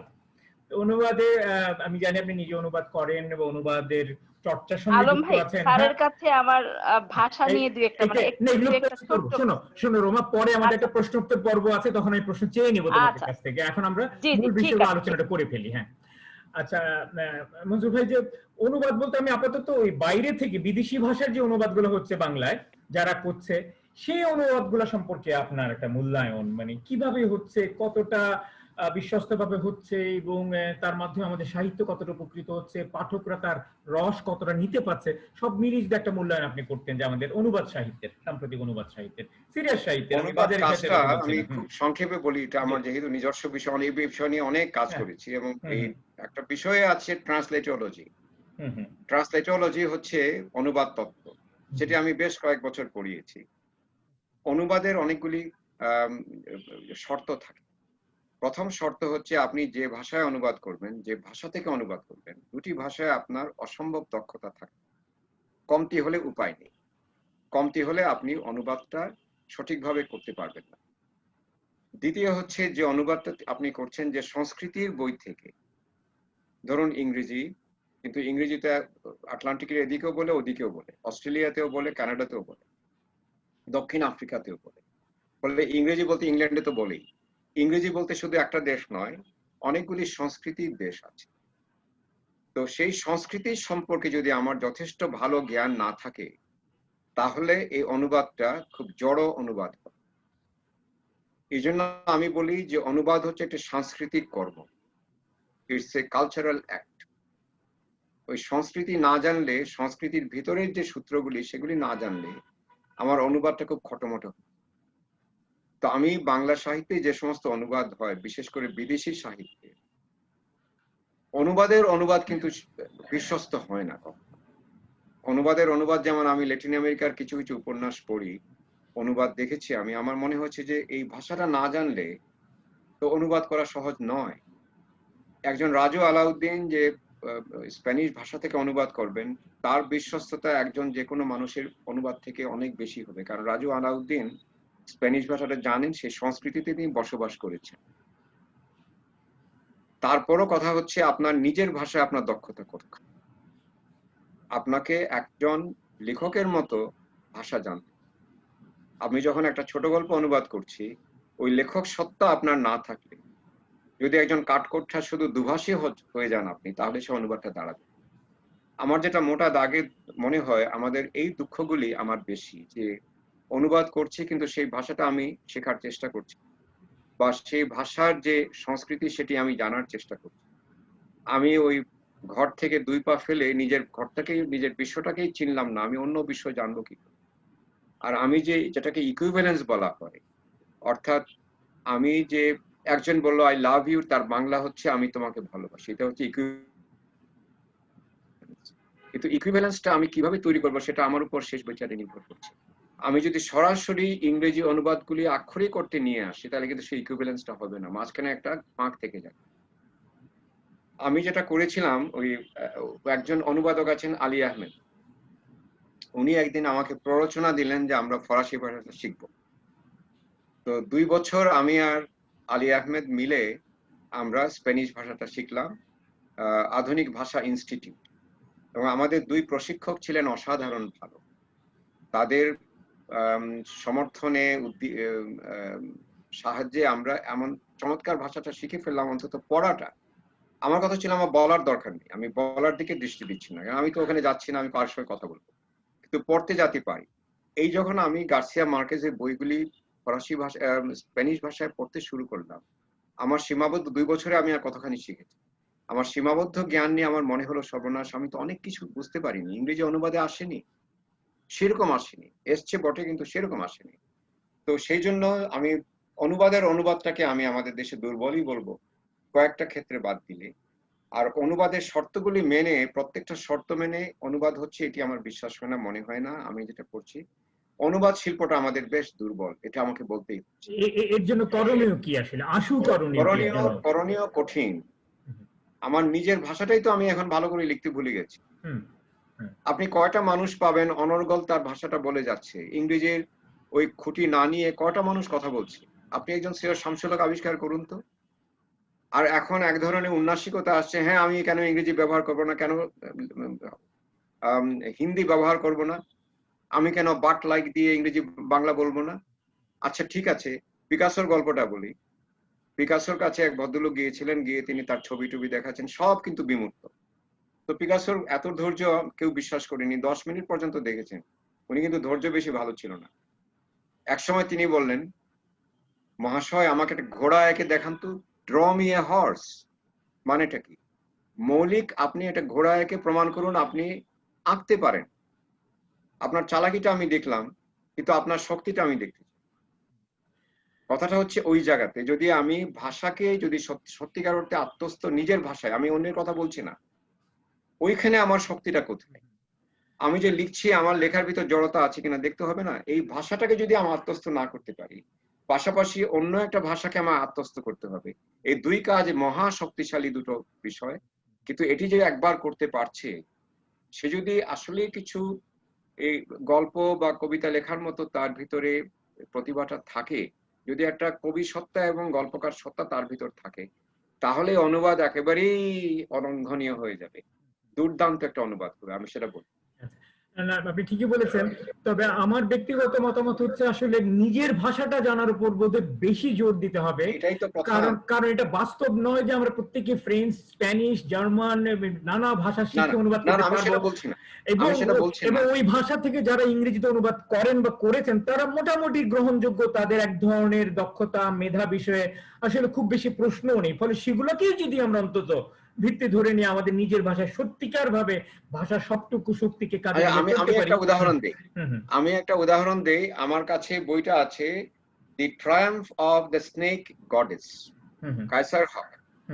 এটি ইংরেজিতে লিখেছেন মনসামঙ্গল কাব্য, তার নিজের রচিত মনসামঙ্গল কাব্য ইংরেজিতে। আমি যত পড়ি আমার অবাক লাগে যে এই অসাধারণ কাজটা সে করলো কিভাবে। তার কারণটা হচ্ছে তার ইংরেজির উপর দখল তো একেবারে অবিসংবাদিত, সেখানে সন্দেহ করার কোনো কারণ নেই। কিন্তু নিজের মনসামঙ্গল তো বাংলাদেশের একেবারে আমাদের মাটির গল্প তো। মনসা তো আমাদের সবচেয়ে সাবলটার্ন দেবী না, প্রান্তিক জনের। হুম, তো কায়সার হক এই মনসা মঙ্গলটা পড়েছে, একেবারে যত মঙ্গল গীতি আছে সব পড়েছে সে। হুম, পরে নির্যাসটুকু নিয়ে ইংরেজিতে সে রূপান্তর করে। আমি এটাকে ট্রান্সলেশন বলছি না, এটা এক ধরনের ট্রান্সক্রিয়েশন যাই বলি। হুম, কিন্তু এই ধরনের কাজ যদি আমরা করতে পারি, হুম। তাহলে আমাদের সাহিত্যের যারা ভালো লিখেছেন তাদের বই যদি আমরা ওই মাত্রায় অনুবাদ করতে পারি, হ্যাঁ, আমি ওই তাহলে প্রসঙ্গে আমাদের যাচ্ছিলাম। সাহিত্য, এটা দ্বিতীয় আমি পর্ব। বরঞ্চ হুম, হুম। আমার দেশের হ্যাঁ, সাহিত্যকে আমি বিদেশের কাছে হ্যাঁ, আমি সেই পৌঁছাবার জন্য। প্রসঙ্গে আসতে চাচ্ছি না। এটা আমাদের দ্বিতীয় পর্ব, যে আমরা আমাদের সাহিত্যকে যে অন্য ভাষায় অনুবাদ করো, ধরুন আপাতত ইংরেজির কথাই বলছি, সেটা নিয়ে আমাদের প্রচুর আক্ষেপ, আহাজারি হচ্ছে না, পারছি না। কিন্তু এটা তো উইশফুল থিঙ্কিং দিয়ে হবে না, নিজের চিন্তা বা ইচ্ছা দিয়ে করা সম্ভব নয়। তার একটা প্রক্রিয়া রয়েছে, তার একটা আন্তর্জাতিক একটা মান রয়েছে, এবং তার নানা রকম খুঁটিনাটি বিষয় রয়েছে। আমরা কি সেগুলোর জন্য প্রস্তুত? সেই প্রস্তুতি না নিয়ে কিভাবে তাহলে আমরা এই বাধা অতিক্রম করে আমাদের সাহিত্যকে পৌঁছাতে পারবো? কায়সারকের বইটা একটা বিদেশি ইউনিভার্সিটি প্রকাশনা সরাসরি প্রকাশ করেছে বলে সেটা হয়তো চলে গেছে। আপনার বই যে দুটো অনুবাদ হয়েছে, আমি জানি না সেটা কতখানি বাইরে গেছে, বা অন্যান্য আরো বই যারা করছে বেঙ্গল, সেই প্রক্রিয়াটা সম্পর্কে একটু বলতে, যে আমাদের কিভাবে এগোনো দরকার আসে সত্যিকার অর্থে আমাদের সাহিত্যকে বিশ্বের পাঠকের কাছে পৌঁছানোর জন্য। প্রথমত, আমাদের যে ইংরেজি শেখানোর যে পদ্ধতি এই দেশে ব্রিটিশ কাউন্সিলের হস্তক্ষেপে আমাদের চালু হলো, যাকে আমরা বলছি যে কমিউনিকেটিভ মেথড, এটি খুব গভীরতা দেয় না শিক্ষার্থীকে। ইংরেজিটা অনেকটা বাজার সুলভ, ইংরেজি শেখার জন্য যথেষ্ট। কিন্তু গ্রামার ট্রান্সলেশন মেথড যেরকম আমরা সাহিত্য পড়ে পড়ে ইংরেজি শিখেছিলাম, সেটি এখন আর শেখানো। ফলে এখন আর নোট বই, গাইড বইয়ের দৌড়তে এখন ইংরেজি শেখাটা হয়ে গেছে ওই মুখস্থ মুখস্থ, পরীক্ষা পরীক্ষা, এই একটা দৌড়ের ভিতর আমরা ইংরেজি শিখি। ফলে ইংরেজি আমরা জ্ঞানের গভীরতাটা একেবারে অভাব। যারা ইংরেজি সাহিত্য পড়তে আসে তাদের উৎসাহের আমি বিশাল সমর্থক, কিন্তু তাদের যোগ্যতা নিয়ে প্রশ্ন আছে। কারণ যে স্কুল পদ্ধতিতে তার অগ্রসর হয়েছে, যে শিক্ষা প্রণালীর ভিতর দিয়ে তার অগ্রসর হয়েছে, তাদেরকে ইংরেজির জন্য উপযুক্ত তৈরি করে। ওই আমি পোস্ট অফিস কোথায় এই যাত্রায় আমি কোথায় শেখানো হতো, ওই ব্রিটিশ কাউন্সিলের তৈরি কিছু বই, যেমন সেখানে একটা ছিল Farid goes to new York. Farid নামের একটা গ্রামের ছেলে নিউ ইয়র্কে চলে গেল, অবাস্তব। তারপরে সে রাস্তায় ঘুরে ঘুরে কোথায় পোস্ট অফিস, কোথায় ব্যাংক, এগুলির খবর নিচ্ছে। তো সেগুলি যদি আমরা শিখি শুধু ভাষার, আর বড় সাহিত্য পড়ি না, হেমিংওয়ের বই না পড়লে আমি ইংরেজি ভাষার মাধুর্য কোথায় জানবো? 4 থেকে 5 জন লেখক তো আমাকে পড়তেই হবে ইংরেজি সাহিত্য বোঝার জন্য, ইংরেজি ভাষাটা বোঝার জন্য। তো আমাদের ভাষা শিক্ষাতেই তো বিশাল গলদ। এখন আমরা বাজারি শিক্ষা দিচ্ছি, তাও সেটা হচ্ছে না। বলে তো আমাদের এত MBA পাস করে যায়, যেখানে ইংরেজি পড়তে হয়, যোগাযোগ ভাষাটা পড়তে হয়। কিন্তু ভারতীয়রা এসে আমাদের এখানে বাজার সবগুলি সুপার ম্যানেজার নিয়ে দিচ্ছে ভারতীয়রা। আমাদের দেশে পারি না কেন? ইংরেজি পারি না বলে। তো এতদিন ধরে ব্রিটিশ কাউন্সিলের ব্যবস্থাপনায় আমরা ইংরেজি শিখলাম, তো তাতে আমাদের কেন বাজার সৃষ্টি আমরা করতে পারছি না? আমাদের বাজারে কেন বিদেশিরা এসে ইংরেজি শেখায় আমাদের? এই প্রশ্নগুলি আমরা এখনো করিনি। শুধু মুখস্থ, পরীক্ষা পাস, এগুলি দিয়ে ইংরেজি শেখা যায় না। আমাদেরকে নতুন করে ভাবতে হবে ইংরেজি ভাষা শেখানো নিয়ে, এবং যে বিষয়গুলি আমরা জানি সেগুলির পাশাপাশি যেটা জানি না সে বিষয়গুলি অন্তর্ভুক্ত করতে হবে। আমি বলছি না যে আমি একমাত্র গ্রামার ট্রান্সলেশন নিয়ে পড়ে থাকবো, তা কিন্তু না। পৃথিবী বদলাচ্ছে, কিন্তু আমরা প্রকৃত ইংরেজি ভাষাটা না শিখলে আমি অনুবাদটা করব কি দিয়ে? খেয়াল করে দেখুন, আমি সাহিত্য অনুবাদ করব, আমি সাহিত্যের ইংরেজি ভাষা যদি না জানি তেমন ভাবে, আমি যদি শুধু ওই আমার কমিউনিকেশনের জন্য, যোগাযোগের জন্য ইংরেজি ভাষাটা জানি, তাহলে আমি একটা ম্যানুয়ালকে বাংলাতে ইংরেজি করতে পারি। আপনার জৈব সার তৈরি প্রক্রিয়া, সেটার আমি ইংরেজি করে দিব আপনাকে। কিন্তু আখতারুজ্জামান ইলিয়াসের অন্য ঘরে অন্য স্বর, সেটি অনুবাদ করতে আমি কিছুতেই পারবো না, কারণ সেই মাত্রা, সেই গভীরতা আমাকে ইংরেজি জ্ঞানটা দেওয়া হচ্ছে না। তো আচ্ছা, ধরে কি নিলাম। করতে হবে? আমি সংক্ষেপে বলে ফেলি। হ্যাঁ। আমাদের যেটা করতে হবে, ইংরেজি ভাষাটা আমাদের সবার তো শেখা সম্ভব নয়। অন্তত যে মানুষগুলি অনুবাদ করবেন তারা নিজেদের থেকে স্বতঃপ্রবৃত্ত হয়ে ইংরেজিটা ভালো করে শিখবে।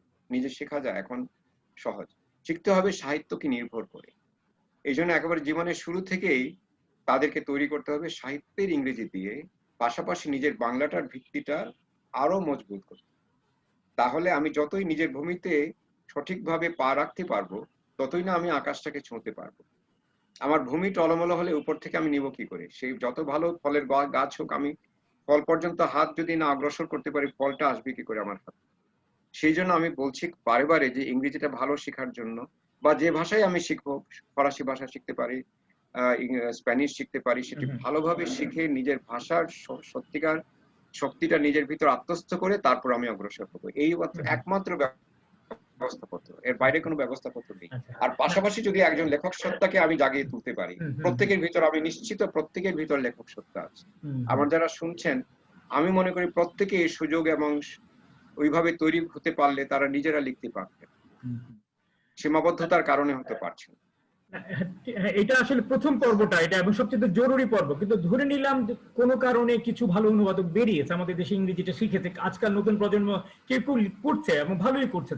তারপরে কি হবে? বইটা সে অনুবাদ করে ফেললো, এর প্রকাশনা, এর বিদেশে বিপণন, বাইরের প্রকাশকদের সংযোগ, তারও তো একটা প্রক্রিয়া আছে। সেটা কি আমাদের দেশে প্রস্তুত তার জন্য? আমরা নাকি অনুবাদ করলাম, করে পড়ে থাকলো, এখানে প্রকাশক পেলাম না, আমি মনে করি সেটা কিভাবে কাজ করে বা আদৌ করছে কিনা বাংলাদেশে? একটা হচ্ছে দূরবর্তী, আর একটা হচ্ছে তাৎক্ষণিক বা মধ্যবর্তী পর্যন্ত আমি বলতে পারি। কিন্তু দূরবর্তীটা আগে বলি। দূরবর্তী হচ্ছে পৃথিবী কখনো আমাদের সম্পর্কে কোনো আগ্রহ দেখাবে না, আমাদের না আমাদের সাহিত্য, না জীবনযাত্রা, না আমাদের সংস্কৃতি, কোনো বিষয়ে তার আগ্রহ থাকবে না যতক্ষণ পর্যন্ত না আমি একটা আওয়াজ তুলেছি বিশ্বের অঙ্গনে। ওই যে জর্জ বুশের, প্রথম জর্জ বুশ একটা কথা বলেছিলেন, ইজ দ্য ইকোনমি স্টুপিড? ওহে নির্বোধ, শুনে রাখো, প্রথম শর্ত হচ্ছে অর্থনীতি। আমার অর্থনীতি যত মজবুত হবে, আমি যদি সত্যি সত্যি উন্নত বিশ্বের কাতারে যেতে পারি, তাহলে জাতিসংঘেও আমার আসনটা পাকা হবে, আমার সাহিত্যের প্রতি মানুষের দৃষ্টি বাড়বে, কারণ তখন সবাই বাংলাদেশকে নতুন দৃষ্টি দিয়ে দেখবে। তো ওটা হচ্ছে দূরবর্তী চিন্তা। আমার অর্থনীতির বিকাশ না হলে আমার প্রতি মানুষের আগ্রহ বাড়বে না। আমার চিন্তা শক্তি যদি মানে বিশ্বের পরিমণ্ডলে ভ্রমণ না করে আমার সম্পর্কে মানুষের আকর্ষণ বাড়বে। আমি যতই হইচই করি, আমার ভাষায় এত ভালো, আমার সাহিত্য জগৎ বিখ্যাত ইত্যাদি, কেউ কখনো আপনাকে সেই পংক্তি দেবে না, সে পাতটা আসনটা দেবে না আপনাকে, যতক্ষণ পর্যন্ত আপনি তার জন্য যোগ্যতা না তৈরি করবেন। এই যোগ্যতা একটা জাতির তৈরি হয় শিক্ষায়, মননে, মেধায় এবং তার অর্থনীতি সহ যত রকমের নীতি আছে সবগুলির বিকাশে। আমরা অর্থনীতি তৈরি করছি একটা পরনির্ভরতার অর্থনীতি। আমাদের স্বনির্ভরতার অর্থনীতি তৈরি করতে হবে। আমাদের চিন্তাগুলিকে, যেমন আমাদের নন্দন সাহিত্য বলি বা নন্দন চিন্তা বলি, সেগুলিকে পরিপক্ক করতে হবে। আমাদের ভাষা চিন্তাকে পরিপক্ক করতে হবে। যদি সবার সমন্বিত একটা দৃষ্টিভঙ্গি আমরা নিতে পারি, তাহলে আমাদের প্রতি মানুষের আগ্রহটা বাড়বে। তখন বাংলাদেশের বই মানুষ খুঁজে খুঁজে অনুবাদগুলি পড়বে। আর তাৎক্ষণিকভাবে যেটা বলি, আমাদের প্রকাশকরা, আমি দেখেছি, আমি ফ্রাঙ্কফুর্ট বইমেলায় 2 বার গিয়েছি। তো একটা মেলাতে আমি বাংলাদেশের পক্ষে সেমিনার, এই প্রথম কোন সেমিনারের আয়োজন হলো। এটা শুরু করেন কি আমাদের মফিদুল হক ভাই এবং মহিউদ্দিন ইউপিএল এর, এই দুজন আমাদের তো সামনে অগ্রজ প্রকাশনা শিল্পের দুজন গুরু। এই হাত ধরে অনেকেই গিয়েছেন। এটা মাজহারুল ইসলাম অন্য প্রকাশের, তার সঙ্গে আমি গিয়েছিলাম, আমার সঙ্গে আরো কয়েকজন প্রকাশক ছিলেন। আমরা যখন সেমিনারটা করলাম, বিশ্বাস করবে আলম খুরশেদ, 200 মানুষ সেখানে উপস্থিত ছিল। প্রকাশকদের প্রধান উপস্থিত ছিলেন। ওই যারা ফ্রাঙ্কফুর্ট বইমেলার ডাইরেক্টর একটা মহিলা, উনিও দাঁড়িয়ে দাঁড়িয়ে আমার বক্তৃতা শুনেছেন। পরে যখন তাদের সঙ্গে আমি কথা বললাম, যেহেতু আমি একজন লেখক, তারা আমাকে সম্মান দিলেন। পশ্চিমে কিন্তু এই জিনিসটা অসম্ভব সম্মান পায়, একজন শিক্ষক একজন লেখককে তারা অসাধারণ সম্মান দেয়। আমাদের এখানে তো আমরা নিজেরাই, যাই হোক বলে লাভ নাই। তো দেখলাম তারা বাংলাদেশের সাহিত্য সম্পর্কে আগ্রহী, কিন্তু বলছে তোমাদের প্রকাশনা থেকেও আমাদেরকে উদ্যোগ নিতে হবে। এখন যেমন পাঞ্জেরি আমাদের সহায়ক আছে, সে কয়েকটা প্রকাশকের সঙ্গে চুক্তি করছে, মাঝহার করছে, আরো অনেকেই করছে। তাহলে ওরা আমাদের বই প্রতি বছর কয়েকটা বই বের করবে। আর Bengal Dhaka translation centre DTC, যারা ওই বইগুলি অনুবাদ করছে, লাইব্রেরি অফ বাংলাদেশ নামে একটা সিরিজ করছে। হাসান আজিজুল হকের বই, আমার একটা বই নিয়েছে যেটা অ্যাবসার্ড নাইট, যেটা আজগুবি রাতের অনুবাদ, সেগুলি তারা খুব চমৎকার ভাবে করছে এবং কায়সার হক এটার পরিচালক রূপে আছে। কাজেই তোমরা বুঝতেই পারো কতখানি উৎকর্ষ হবে সেখানে। তো এটা ক্ষুদ্র পর্যায়ে আমরা বিশ্বে নিয়ে যাচ্ছি। আরেকটা জিনিস শেষ করি, এখানে একটা লিটারারি ফেস্টিভ্যাল হচ্ছে বাংলাদেশের, যেটা হে ফেস্টিভ্যাল নামে শুরু হয়েছিল, কিন্তু পরে আমরা নিজেরাই উদ্যোগ নিয়ে এবং তারা যারা উদ্যোক্তা তারাও পরিবর্তন করে ঢাকা লিটারারি ফেস্টিভ্যাল করেছেন। এখানে বিশ্বের মানুষরা আসতে শুরু করলো। বিশ্বের মানচিত্রে লিটারারি ফেস্টিভ্যাল মানচিত্রে বাংলাদেশ জায়গা করে নিল। এইখানে যে স্টলগুলি, যেমন ডেইলি স্টারের বই, আমার যে বইটা বেরোলো ডেইলি স্টার বই, অনেকে কিনে নিয়ে চলে গেলেন। কিন্তু এটা যদি আমরা আরো ব্যাপকভাবে করতে পারতাম, বা বিভিন্ন দেশের যে লিটারারি ফেস্টিভ্যাল হয় সেখানে যদি আমাদের প্রকাশকরা অংশগ্রহণ করতে পারতেন, তাহলে তার জন্য কিন্তু রাষ্ট্রীয় সহায়তা প্রয়োজন। এই জন্য বলছি রাষ্ট্রের সংযুক্তি এখন আমাদের না, আমি এটাই বলতে চাইছিলাম, আমাদের এই ক্ষেত্রগুলোতে আশু কিছু আমাদের উদ্যোগ নিতে হবে আসলে, আমি মনে করি। এবং তবে একটা জিনিস তোমাকে বলে রাখি, ভুলে যাওয়ার আগে, আমাদের দূতাবাসগুলির মাধ্যমে তুমি জীবনে কখনো কোনো দিন কোনো বিদেশি পাঠকের কাছে যেতে পারবে না। তারা এইটা ভাবেন তারা খুব অলিক বিশ্বে আছেন, দূতাবাসের কোনো ভূমিকা নেই। সেটা বলাই বাহুল্য। এটা হচ্ছে প্রকাশক এবং প্রকাশনা সংস্থা। আমাদের মাঝহারুল ইসলাম এশিয়া প্যাসিফিক প্রকাশনা সংস্থার সহসভাপতি হয়েছে। আমাদের প্রকাশনা সংস্থাগুলিকে আমাদের অধিকারে আনতে হবে, আমার মনে হয় যদি সম্ভব হয়। কারণ বিশ্বের প্রকাশকরা সঙ্গে আমাদের প্রকাশকরা মিললে একটা যোগসূত্র করতে হবে। এবং আর অ্যামাজন, রকমারি এগুলি তো আছেই, এবং তখন দেখা যাচ্ছে যে উৎসাহ বাড়লে অনুবাদও বাড়বে। এইটাই, এবং এটা তাদেরই দূরদৃষ্টি থাকতে হবে এবং তাদেরকে এটা বড় করে ভাবতে হবে, বিশ্বের কাঠামোতে নিজেদেরকে চিন্তা করতে হবে। এবং আপনি যেটা বললেন যে একটা আওয়াজ তো তুলতে হবে, বাংলা কিন্তু একটা আওয়াজ ইতিমধ্যেই তুলেছে, এটা পৃথিবীর পঞ্চম কি ষষ্ঠ বৃহৎ ভাষা। হ্যাঁ, তাহলে এটা তো ইটসেলফ একটা, আমি মনে করি, বড় একটা আমাদের সেলিং পয়েন্ট। কেন আমরা সেটাকে কাজে লাগাবো না আর কি। যাই হোক, আমাদের আলোচনা প্রায় শেষে চলে এসেছি আমরা। অনেক প্রশ্ন আসছে, মন্তব্য আসছে, সেগুলো নিয়ে কথা বলতে চাই। আপনার শেষ প্রশ্ন আপনার কাছে আমাকে, এই মুহূর্তে আপনার নিজের লেখালেখি নিয়ে কি পরিকল্পনা, কি স্বপ্ন রয়েছে, সেটা যদি একটু আমাদের সঙ্গে ভাগ করে নিতেন। আমার পরিকল্পনা বিষয়টা খুব মজা হয়। একবার আমার এক বন্ধু সবসময় বলতো যে পরিকল্পনার যে সেটা কল্পনাতেই বিদায় হয়ে যায়। যে আমাদের দেশের পরিকল্পনা দিলে পঞ্চবার্ষিকী নানান পরিকল্পনা হয়, পরি এবং কল্পনার সংযুক্তিটা হয় না। হয় আমরা কল্পনাতে থাকি অথবা কল্পনার পরি উড়ে যায়, এরকম মনে হয়। আমারও সেরকম। আমি কখনো পরিকল্পনা করে কিছু করি না। আমি প্রধান কাজ হচ্ছে আমার শিক্ষকতা। এখনো আমার প্রধান পেশা। আমাকে যদি কেউ জিজ্ঞেস করে আপনি কি, আমি বললাম আমি লিখুন, আমি শিক্ষক, তারপর লিখুন কথা সাহিত্য। কিছু কি লিখছেন বা লেখার কথা ভাবছেন এখন? না, এখন আমি তেমন কিছু ভাবছি না। তবে আমি ৭১ সাল, এটা ফখরুল আলম আমাকে সেদিনও আমাকে চাপ দিয়েছে যে ৭১ সাল হয়ে বাংলাদেশের এই অতিমারি পর্যন্ত এই সময়টাকে ধারণ করে একটা উপন্যাস লেখার আমি পরিকল্পনা, এটা বলতে পারেন একটা পরিকল্পনা আছে। আর ছোট গল্প তো আমার স্বপ্নের মতো হঠাৎ করে দাঁড়িয়ে যায়। এটা তো আমার ওই যে আমার পত্রিকা থেকে গল্প নেই, আপনার রসদের মতো পরিপার্শ্ব থেকে, জীবন যাপন থেকে গল্প আসছে। এবং আলম তোমাকে বলি, এত গল্প আমাদের চারদিকে আছে। আমি আরেকটা পরিকল্পনার কথা বলি, শেষ করব। সেটা হচ্ছে আমি ৮২-৮৩ সাল থেকে সিদ্ধান্ত নিয়েছি যে মাদের গল্প আমি শুনেছি ৭১ সালে, যাদেরকে নানান ভাবে নিগৃহীত হয়েছে, মাদের আমি গল্প শুনতে চাই। আমি প্রায় ২৫-২৬টি গ্রামে গিয়েছি এবং এরকম একটা সুনামগঞ্জে গিয়ে আমি হাসান রাজার গল্পটা শুনেছিলাম। একটা মজার গল্প আমি লিখেছিলাম। তো এই গল্প অনুসন্ধান করতে করতে অনেক মায়ের সঙ্গে আমার কথা হয়েছে। প্রথমে কেউ বলতে চাননি, কিন্তু আমি যখন তারা বুঝেছেন উনি অন্তরঙ্গ মানুষ। আমার কোন রকমের শহুরেপনা নেই, তার ভিতরে কোনো উৎসাহ নেই, কৌতূহল নেই। আমি শুধু একজন নির্বাক শ্রোতা, তাদের গল্প শুনতে। মারা বলেছেন এবং তাদের গল্পে যে অসাধারণ মোড় আছে, অকল্পনীয়। একটা গল্প আমি শুধু লিখেছি, সেই গল্পটার নাম হচ্ছে হাবা। সেই ছেলেটা গ্রামে ঘুরে বেড়ায়, হাবা ছেলে যেরকম আমাদের। একটা ছাগল তার খুব প্রিয়, কুষ্টিয়ার একটা গ্রামে। আমি গিয়েছি সেই গ্রামে, একটা হোমিওপ্যাথ ডাক্তার আমাকে গল্পটা বলেছেন। সেই বাচ্চাটাকে পাকিস্তানি সেনারা তার ছাগলটা হাত থেকে নিয়ে নিয়েছে। তো সেই ছেলে অসম্ভব ক্ষিপ্ত হয়েছে তার ছাগলটা ছিনিয়ে রাখা। তো একজনের হাতে, একজন রাজাকারের হাতে রামদা ছিল, একটা যে জঙ্গল কাটতো ইত্যাদি ইত্যাদি, সেইটা হাত থেকে নিয়ে একটা ছেলে, 10 বছরের ছেলে, এমন কোপ দিল একটা পাকিস্তানি সেনার পেটে। সে হোমিওপ্যাথ ডাক্তার বলেন শুধু তার উর্দু ভাষায় মাকে ডাকতো, সেও কিন্তু তার মাকে ডেকে মৃত্যু পথে চলে গেল। তো 2-3 ঘন্টা তার গেল এবং হোমিওপ্যাথ ডাক্তারকে নিয়ে আসলো চিকিৎসা করতে। উনি বলেন আমার জীবনের সবচেয়ে খারাপ চিকিৎসাটা আমি করেছি। আমি চিকিৎসা করেছি কিন্তু আমার নিজেকে আমি অভিশাপ দিয়েছি। কিন্তু ছেলেটাকে তাৎক্ষণিকভাবে গুলি করে মেরে ফেলেছে। একটা হাবা ছেলের মৃত্যু। মারা তাদেরকে চলে গিয়েছিল, ও শুধু ঘুরছিল বলে। আর কারো ধারণা হয়নি ছেলেটাকে মারবে। তো যাই হোক, যখন মা ফিরে আসলো, সেই মা কিন্তু বিশ্বাস করলো না যে ছেলেটি মারা গেছে, কারণ তার মৃতদেহটা এক রাত পড়েছিল। এই খেকশিয়াল এগুলি থাকে না, মৃতদেহ খেয়ে ফেলে, একসময় বেশি ছিল, এখন কমে গেছে মানুষের কারণে। তো মাটা আমাকে যখন বলছে যে না, আমার ছেলে তো আকাশে, এবং শেষ যে কথাটা বলেছে আমাকে এখনো আমার অবাক লাগে যে একজন মা কি করে কথাটা বলে। মা বলছেন যে আমার ছেলেটা কিন্তু শীত কাতুরেছে, এখনো শীতের সময় বৃষ্টি হলে আমার মন খারাপ হয়, কারণ আমার ছেলেটা শীত কাতুরেছে।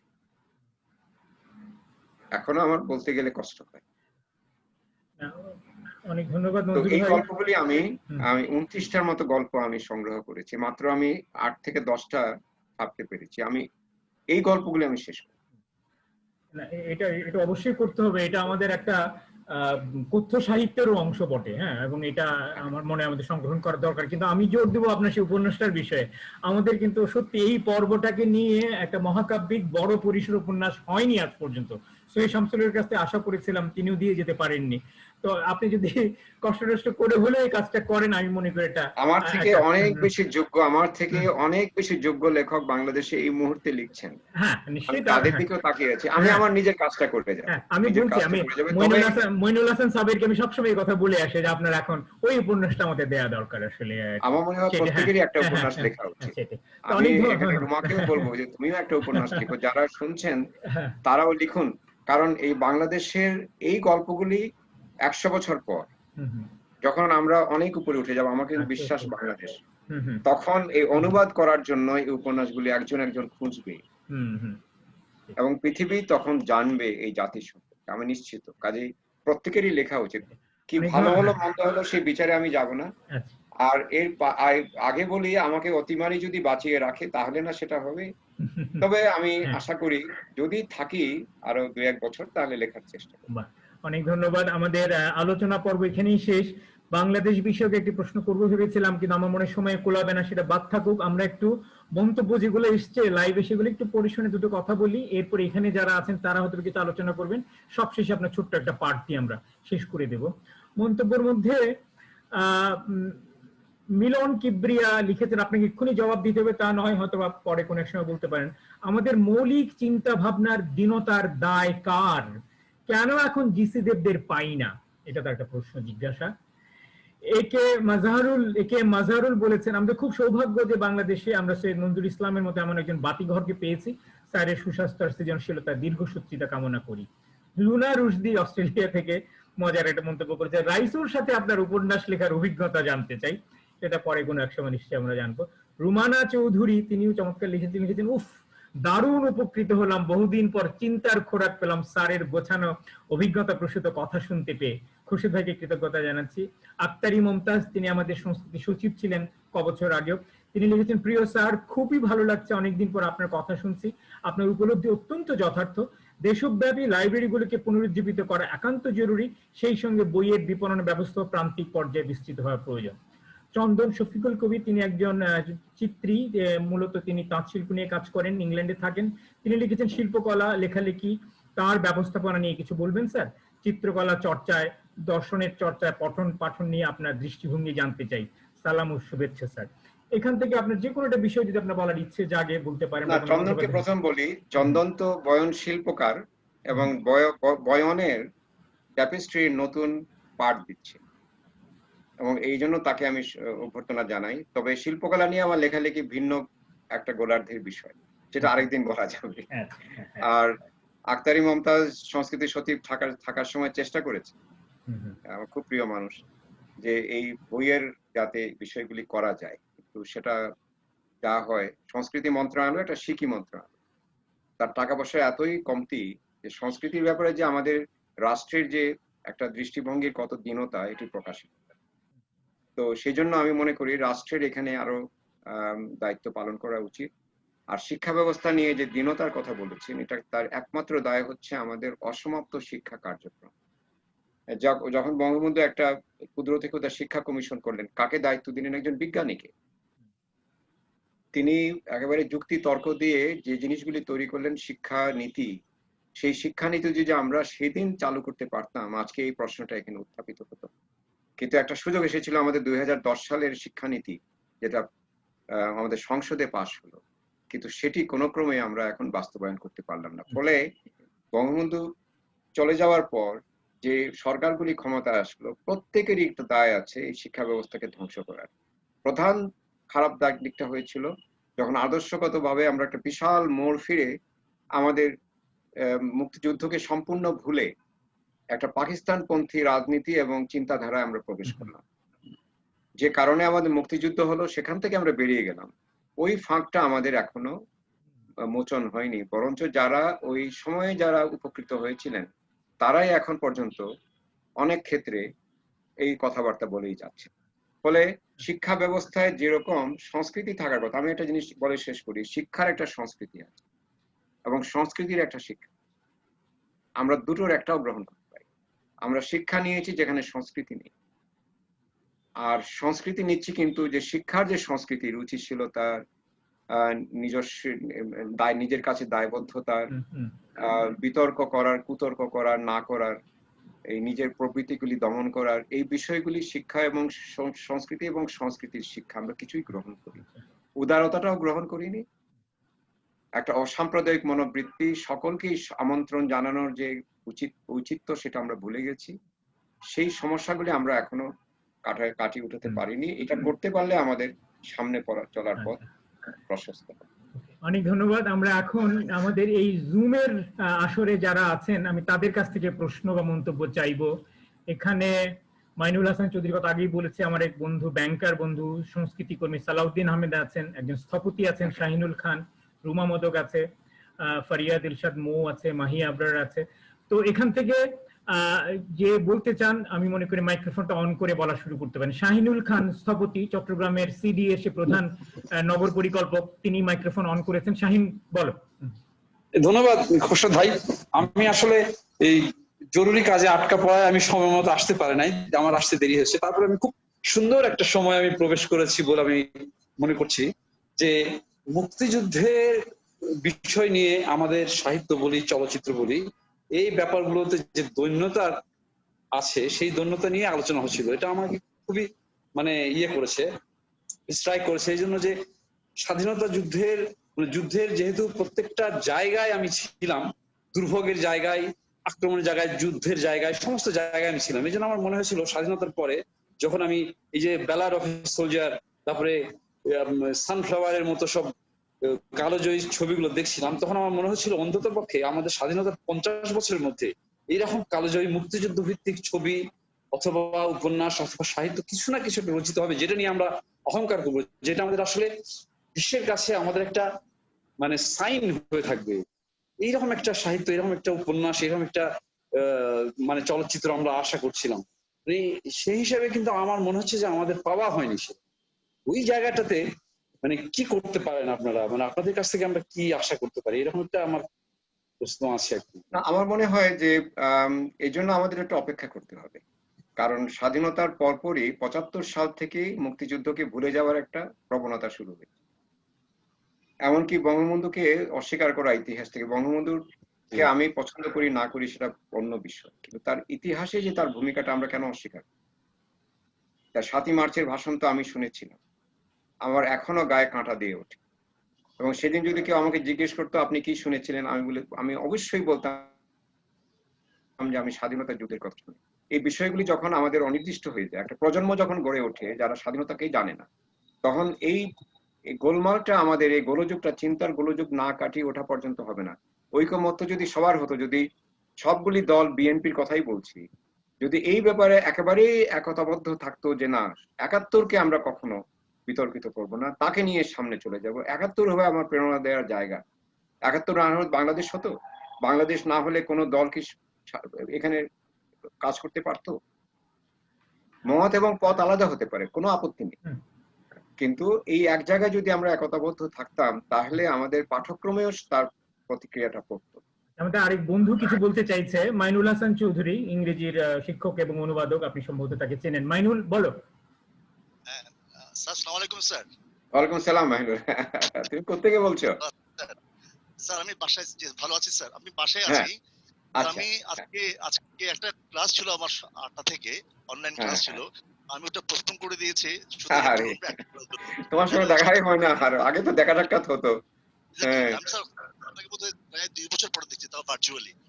হ্যাঁ আমরা হ্যাঁ আপনাকে খুব মিস করি স্যার। আমি আপনাকে কোনো প্রশ্ন করব না, আপনাকে খুব মিস করি স্যার। হুম, হুম। 3 বছর আগেও আমার খেয়াল আছে আপনি প্রত্যেক বছর আসতেন আমাদের ডিপার্টমেন্টে হ্যাঁ বাইরের সদস্য আমার বন্ধু হিসেবে। মুস্তাইন বিল্লাহ যখন ছিল তো প্রতি বছর আসতাম, প্রতি বছর না বছরে কয়েকবার করে আসতাম। এবং এক্স্যাক্টলি স্যার। তোমাদের আমার সঙ্গ আমি এত মানে অনুভব করতাম, এত আনন্দিত ছিলাম তখন। আমি শুধু বলতাম এরা থাকবে কিনা, মাইনুল থাকবে কিনা, তপন দা থাকবে কিনা, হুম, হুম। বিল্লাহ বলতো সবাই থাকবে। খুব মিস করি স্যার। আচ্ছা আমি হ্যাঁ স্যার আপনাকে বোধহয় সময় বেশি পাবো না। আমি একটা প্রশ্ন, এটা আপনি এখন উত্তর দেওয়া দরকার নেই স্যার। সেটা হচ্ছে যে আমরা যে বাংলাদেশের পাবলিক বিশ্ববিদ্যালয় এবং প্রাইভেট বিশ্ববিদ্যালয়গুলিতে ইংরেজি সাহিত্যের যে সিলেবাসটা এখনো আমরা ফলো করছি, অনুসরণ করছি, আমার কাছে মনে হয় স্যার এগুলো একটু চিন্তা করার সময় এসেছে। আমি একটু অবশ্যই। আপনার সুচিন্তিত মতামত চাই এই ব্যাপারে, যে হুম, আমরা হুম, ইংরেজি সাহিত্য বিভাগগুলিতে আসলে আমরা এখন কি পড়াবো, হুম, হুম। আর আমরা যে ছাত্রগুলো বের করছি ওরা আসলে কিভাবে সমাজে কন্ট্রিবিউট করছে, আমার কিছু সন্দেহ আছে স্যার। এবং আহ, তারা রেজাল্টও ভালো করতে পারছে না স্যার। আচ্ছা, আমার মনে হয় এই ব্যাপারে একটা না মানে না, এটা একটা গুরুত্বপূর্ণ অনেক প্রশ্ন মাইনুল। আমি মঞ্জু ভাইকে বলবো একটু সংক্ষেপে হলো এখনই কি একটু আলোকপাত করার জন্য। মঞ্জুর ভাই। না খুব সহজে বলি, হ্যাঁ, হ্যাঁ। আমাদেরকে এখানে যেমন প্রচুর ইংরেজি বই আছে, অতগুলি পড়ার আমার প্রয়োজন নেই। আমি স্যার। বিশেষ করে যে মুভমেন্ট গুলি ছিল, যেমন আমি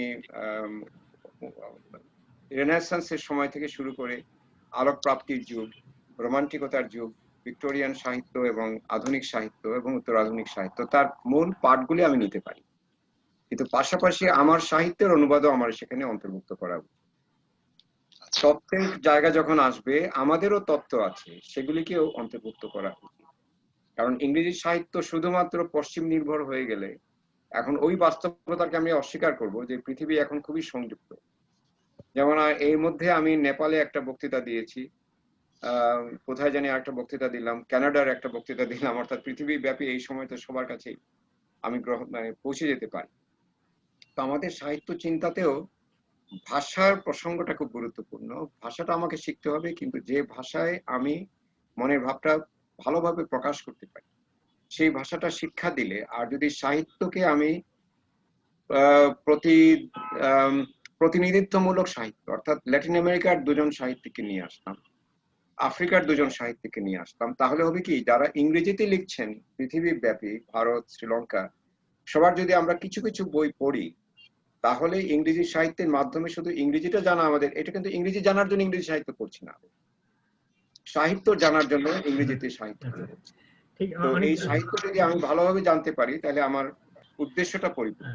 অনেক ধন্যবাদ তো মঞ্জু মইনুল, ভাই। এই কিন্তু ব্যাপারে তোমার সঙ্গে আমি আরেকটু আলাপ করব কিন্তু কোনো এক সময়। কিন্তু আমার মনে হয় গোড়াতেই গলদ রয়েছে। ইংরেজি বিভাগ বা বাংলা বিভাগ কেউ আদৌ কোনো বই, আস্ত বই পড়ে কিনা সে নিয়েও অনেকেরই মনে সন্দেহ রয়েছে। তারা না, সম্ভবত পড়াটা নোট বাধ্যতামূলক হতে বইগুলাই হবে। পড়ে আর কি। পড়াটা হ্যাঁ, ওইটাই বাধ্যতামূলক হতে আমাদের হবে সমস্যা। এবং ওই স্যার ক্ষেত্রে একটা নজরদারি সমস্যাটা থাকতে হবে। এখানেই স্যার। হ্যাঁ, হ্যাঁ, ঠিক স্যার আছে। সমস্যাটা হচ্ছে এখানেই স্যার। আমরা যারা ইংরেজি সাহিত্য পড়তে আসি, আমরা কিন্তু অধিকাংশই, আমার মনে হয় 90% এন্ড অ্যাবাভ, হুম, এরা আসে কিন্তু স্যার ল্যাঙ্গুয়েজ শিখতে। হ্যাঁ, হ্যাঁ, মানে ওরা ভাবে যে ইংরেজি সাহিত্য মানে ল্যাঙ্গুয়েজ শিখতে আসে, এবং সেই তাদের যে ল্যাঙ্গুয়েজ ব্যাকগ্রাউন্ডটা এত পুয়ার স্যার। হুম, হ্যাঁ, হুম, হুম, মানে হ্যাঁ, মাধ্যমিক কাজে তারা পাস ঠিক। করে তাদের হ্যাঁ, ভালো ইংরেজি ভাষাটাও পড়ছে না শেখা হয় না। হ্যাঁ, ঠিক একদম আছে, ঠিক। ঠিক আছে। আর এই কিছুই হয় না মুখস্থ নির্ভর পরীক্ষা পদ্ধতিতে এটি চলবেই। হ্যাঁ, কাজে ওকে। আমাদের পরীক্ষার পদ্ধতি আমার শিক্ষা দেয়া, হুম, হুম, পরীক্ষা নেয়া ইত্যাদি হুম, পদ্ধতিগুলি একেবারে হুম, আমূল পরিবর্তন করতে আচ্ছা। হবে স্যার। সাহিত্যের আপনি জন্য। একটু যে হ্যাঁ, হ্যাঁ, আমরা এই বিষয়ে এই বিষয়ে স্যার আমরা একটা এটা নিয়ে পরে মনে, আমরা আমরা কথা। একটা কাজ করি, হ্যাঁ, তোমার ওই যে মুহূর্তে এই অতিমারি শেষ হয়ে যাবে, তোমার বিশ্ববিদ্যালয়ে তুমি এই সুযোগে চিটাগাং আসা হবে, হুম, হুম, তুমি একটা সেমিনার করতে পারো। হুম, সেখানে আমি থাকলাম, তুমি থাকলে, সবাই মিলে আমরা হ্যাঁ, মানে আমি একা বললাম না, গোল টেবিল হিসেবে আমরা সবাই মিলে কথা ঠিক। বললাম। ওকে, অনেক ধন্যবাদ আচ্ছা মাইনুল। এখানে আর কেউ কোনো প্রশ্ন করতে চান? সালাউদ্দিন, স্যার। তোমার কোনো প্রশ্ন আছে? আহ, যদি কারো কোনো মন্তব্য থাকে এখনই সময়, তা না হলে আমরা রুমা মোদকের সেই কথাগুলো আমরা শুনতে চাইবো। সালাউদ্দিন বা আর কারো কোনো কথা আছে, মন্তব্য, প্রশ্ন? আহ, আমি দেখতে পাচ্ছি না, কাউকে আমি মাইক্রোফোন অন করতে দেখতে পাচ্ছি না। তাহলে রুমা, তুমি তোমার প্রশ্নগুলা খুব সংক্ষেপে করো, খুব সংক্ষেপে করো এবং একসঙ্গে মঞ্জু ভাই উত্তর দেবেন। নিশ্চয়ই নিশ্চয়ই, আমার তেমন কোনো প্রশ্ন নেই, অনেক কথাই সব কথাই আসলে আলম ভাই জিজ্ঞেস করেছেন, আর স্যার যে উত্তরগুলো দিয়েছেন, আমার যেগুলো প্রশ্ন ছিল অনেক উত্তর আমি পেয়ে গেছি ওখান থেকেই, প্রশ্নগুলো এখন আর নেই। তবে স্যারের গল্প থেকেই আমি একটুখানি মানে উদ্ধৃতি আমি মুখস্থ বলতে পারবো না। স্যারের একটা গল্প এরকম আছে যে মা যখন রান্নাঘরে পেঁয়াজ কেটে রাখতেন এক কোনায়, মাছ কেটে রাখতেন এক কোনায়, বা সবজি কেটে রাখতেন এক কোনায়, আমি বুঝতাম না যে সবগুলো মিলে কি করে তরকারিটা রান্না হবে। তো স্যার মানে স্যার আমার কাছে মনে হয় যে স্যারের গল্পগুলো ওইরকম তরকারি রান্নার মতো। কারো কারো লেখা আমরা পড়ি আর কারো কারো লেখা পড়ে শিখি। স্যারের গল্প পড়ি আসলে, স্যারের লেখা পড়ি আসলে, লেখা শিখি। তো আমি অনেক কথাই তো বললাম যে অনেক কথাই জানা হয়ে গেছে, তো ছোট্ট দু একটু প্রশ্ন করব। যেমন স্যার ৭১ নিয়ে বলেছিলেন, ৭১-এ যে বুড়ি গোয়ালিনীতে স্যারের একটা গল্প আছে, গল্পটার নামই বোধহয় ৭১। হ্যাঁ, গল্পটার নাম বাঘও হতে পারে। তো ওখানে স্যার যেভাবে বাঘ চরিত্রটিকে নিয়ে এসছেন, অথবা যেমন একটা লাইন ওই গল্পের মধ্যে আছে যে জঙ্গলটা যেন হঠাৎ ভেজা বাতাসে দম হারিয়ে ফেললো। আমার কাছে মনে হয় যে জঙ্গলটা ওখানে একটা মানুষ হয়ে গেছে, বা এটা জঙ্গল নেই, জঙ্গলের মধ্যে প্রাণ প্রতিষ্ঠিত হয়েছে। অথবা পরীকে দেখে বাঘটা এমনই মুগ্ধ হয়ে গেল যে সে এখান থেকে আর নড়লই না। এই যে মানে একটা জড় বস্তু, গাছ তো জড় না, তারপর মানে গাছকে মানুষের মতো কল্পনা করা, বাঘকে মানুষের মতো কল্পনা করা, কিংবা স্যারের গল্পে কিছু উপমা আছে, এই গল্পটার মধ্যে আছে যে হাঁটুর মতো পেঁচিয়ে আগুন উপরে উঠছে। এই যে বিষয়গুলো, এটা স্যারের নিজস্ব ভাষা ভঙ্গি থেকে, নাকি স্যার মানে আসলেই এই সর্বপ্রাণবাদের মতো জঙ্গলে বাঘে এই সমস্ত মধ্যে মানুষের প্রাণ বিস্তার করতে চান? আমি একটুখানি ওই জিনিসের ব্যাখ্যাটা শুনতে চাই। আচ্ছা, না সেটা আমরা স্যারের শৈলীর দিক থেকে সেটা উনি সংক্ষেপে বলেন। খুব সংক্ষেপে বলি। আমি ভাষার জন্য আমার নিজস্ব কিছু চিন্তা তো আছেই, পাশাপাশি যারা গল্প বলতেন তাদেরকে আমি খুব অনুসরণ করি, তাদের কাছে উপমাগুলি খুব সহজে আসতো।